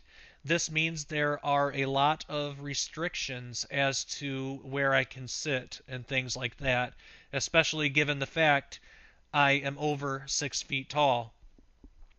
The only suitable place I can physically sit in my house without drastically maximizing risk of dislocation is my bed. At least until we can afford to get a stable chair with arms that is high and wide enough. Also, it turns out insurance will not cover as much as I was hoping. They sent me home with a walker that is built for someone a foot shorter than me and half my weight, which is quite challenging to get around with. I was informed that was all insurance would cover for my at-home treatment. All of the other things, including a raised toilet seat, shower chair, etc., I will have to purchase on my own, which I'm sure anyone reading this is aware. Medical equipment is horrendously overpriced, and we are nowhere close to being able to afford these things. On top of that, we still have not been able to afford insurance for our car, meaning we can't renew our tags, which are expired, and our laptop just stopped working altogether, meaning we will have to pay for repairs on that as well. And in the meantime, I will be doing everything from my Nook, which is a bit of a nightmare in itself. Alright, so now for the good news. My brother Cody has been gracious enough to stay with us to help during my recovery. He is great with the kids both love him, and he takes great care of them. I am extremely blessed to have a brother like him. My wife has been so absolutely amazing in taking care of me through this process. I just got home yesterday. Today is my first full day at home. And I also have had so many of you out there who have messaged me with prayers and encouragement. I cannot express into words how much that really means to me and my family. I have a lot more to say and report, but I am quite exhausted at the moment. Thank you all so much for everything, and please continue to pray for healing, fast recovery, and that our mountain of financial problems will be taken care of. That alone will take a miracle, but God is not in short supply. Thank you all again. Take care and God bless. Shortly after, I had received questions from people as to where and how they can help, so I posted this. I put this up before, but for those asking, I wanted to do so with a bit more information. I am so incredibly blessed by all of the people who have offered prayers and support throughout this situation. I have been getting a lot of questions as to where people can go to help financially, and strictly in response to those questions, I am providing the link here. I figure this will be much easier than responding to everyone individually. This is by no means, absolutely not at all, a solicitation for donations. This is only providing information to those who wish to have it. There is absolutely no obligation whatsoever. I will never promise blessings or anything like that for your donation. That is all up to God, and I won't make promises on his behalf. You won't even be able to claim these on your taxes. So believe me, if you are unable or do not feel led to give financially, I totally understand. After some really good online conversations with fellow brothers and sisters in Christ, I decided it would be a good idea to at least provide the option for those who wish to contribute in this way, not only for me, but for my wife and children as well. All donations to Mini Study Ministry will go toward the mountain of medical bills, as well as getting car insurance and renewed tags so we can take our kids to their doctor's appointments without fear of the trouble that can come from driving illegally, especially with children in the car. We will also be making sure we maintain a roof over our heads and food in the house. A very few wise and like-minded brethren convinced me last night to be more open about our financial situation, and there it is. I'm not going to lie, it is pretty dismal, but I know I am not the only one in this situation. I know there are far more out there in worse situations than mine, and I know without a shadow of a doubt that God will bring us through this somehow. So please, please, please, I cannot stress this enough. Do not give unless God is directly leading you to do so. Do not drain your bank account over this. Do not sacrifice things you need for you and your family to help us out. God can provide the money one way or another. He can have it miraculously appear in our bank account if he wants to. So please don't feel like this is something you absolutely must do. Again, this is not a solicitation for donations. This is only me providing information for those who may want it. If you are unable or do not feel led to give financially, we can always use more prayers. Honestly, I am up and getting around way better today than I was yesterday, and I know this is because of the many people joining in agreement to pray on my behalf. For that, I am incredibly grateful and cannot thank you all enough. All that being said, for those who wish to help us out financially, here is the link, and if you prefer to send a check or money order, private message me and I will give you my address. Thank you so much for everything on behalf of myself and my family. To donate, www.ministudyministry.com/donate. Take care and God bless. And that basically fills you into where we are today. As I said before, due to all of the prayers, God has shown me mercy and grace with my healing, and I am feeling stronger and able to do more every day. Because of the amazing generosity of those who are continuing to contribute financially, a bit of the pressure and stress that can come from not having enough money for necessities is relieving. I want to thank you all again for the prayer, support, and encouragement. Honestly, even as short as a year and a half ago, I never would have thought I would be at a point in my life where I feel so incredibly blessed every single day, and I get to spend those days doing what I love for those that I love, and even with the people I love. Not trying to get all mushy on you here, but I do love you all. You are a constant motivation for me to keep going through the tough times and only take notice of the blessings.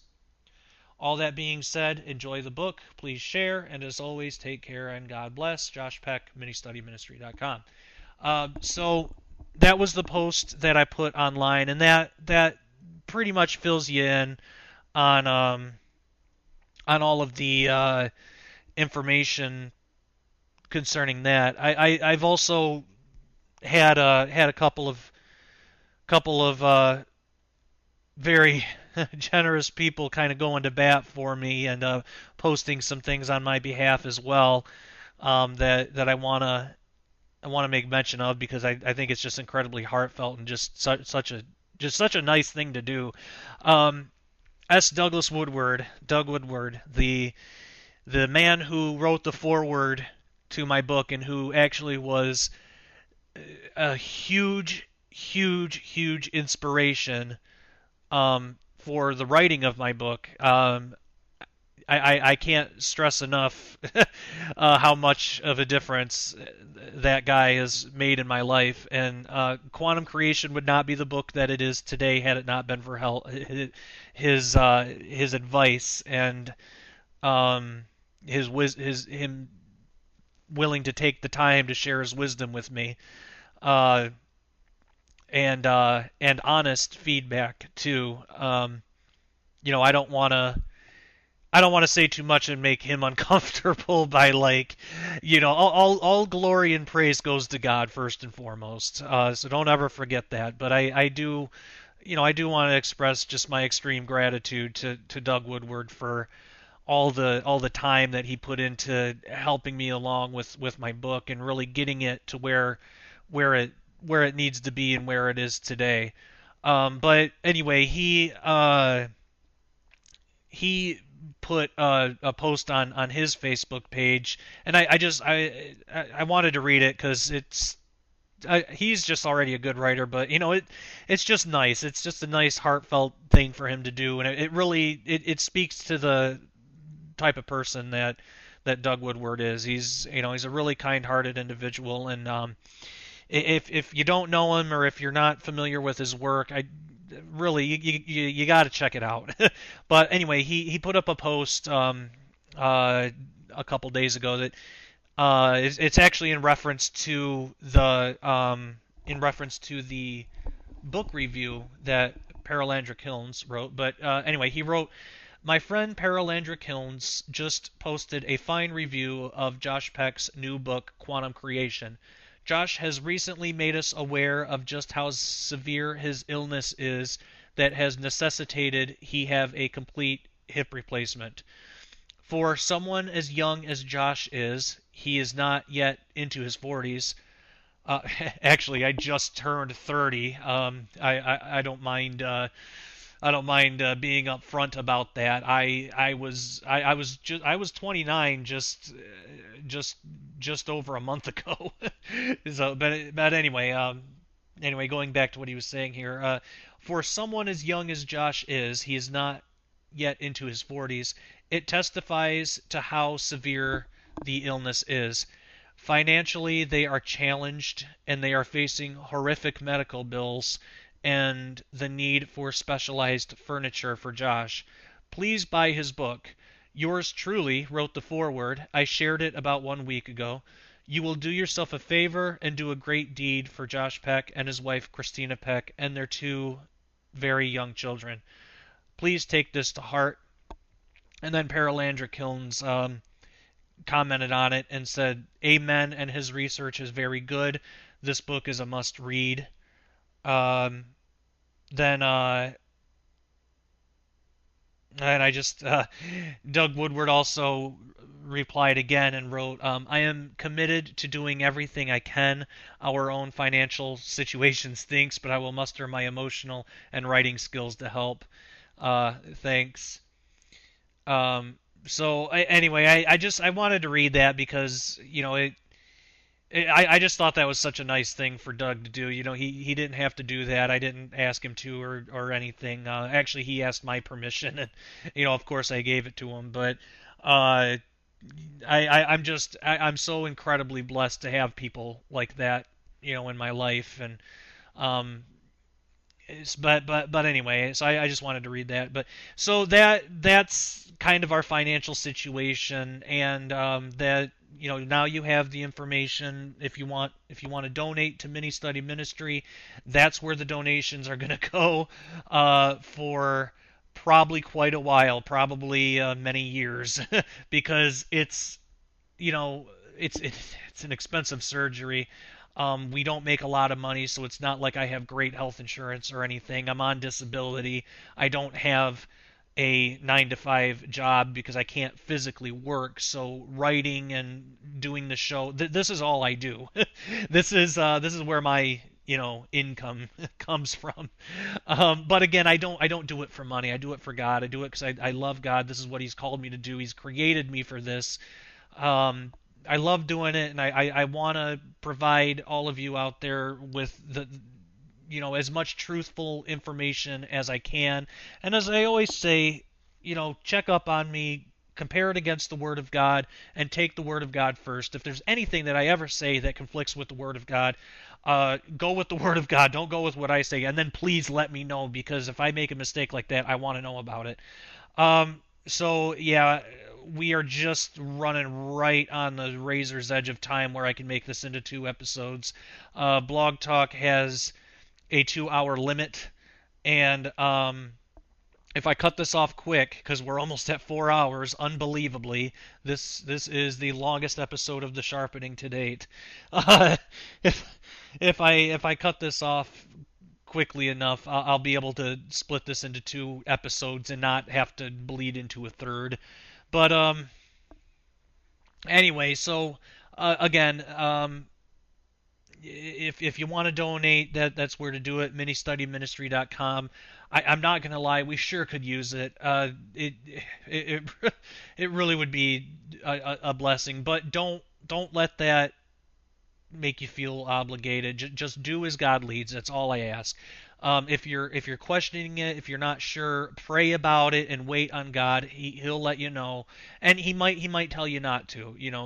He might your situation might be different than somebody else's. So, just obey God first and foremost.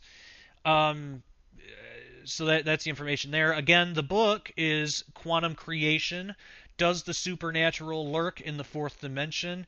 And again, we have just barely scratched the surface. I know there's a lot of content here in this episode, but really, we've just barely scratched the surface. I've skipped a lot. I've skipped entire chapters, and I promise you, get the book and read it to the last chapter. There is a big surprise in the last chapter that will, if you're anything like me, it'll blow you away. It's the perfect wrap up for this type of book. I am not going to disclose that in any interview or any blog or anything like that. I'm not going to touch it. You got to get the book.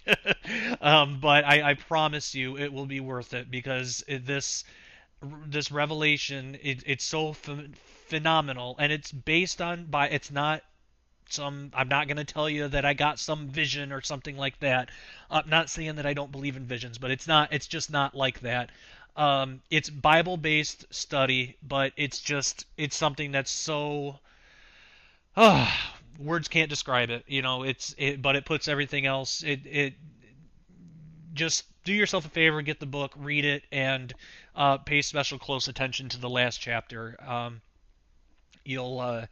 You'll enjoy it. I believe it will edify you. It'll give you a lot of hope, and yeah, I think I really believe the book, and especially the last chapter, will make you look at day-to-day life a little differently, and maybe have more appreciation, or find beauty in things that you might not have saw before. I know it did all those things for me, and it's just by direct revelation of the Holy Spirit. So, but again, I'm not promising that. That's my experience when I came across this stuff. So, but I think it'll do that for you too. So again, Quantum Creation, ministudyministry.com. If you have any questions or comments, if you have suggestions for guests to be on the Sharpening, please email me, or my email is joshpeckdisclosure@gmail.com, or get a hold of me on Facebook. I am very active on Facebook, probably more than I should be, but I like to stay in contact with people, and I like I like the community. So I'm very active on Facebook. Friend request me, I'll accept you. If you write me a message, I will reply. So I think that's all the information. I can't really think of really much else to say. I think I've said enough. So as I want to thank you so much for listening, and I really hope that you're able to get something out of this. Please share this episode, post it around, share the link. And yeah, just that's it. All that being said, as always, Well, I guess I'll do the whole, this has been the Sharpening. I am your host, Josh Peck. And as always, take care and God bless.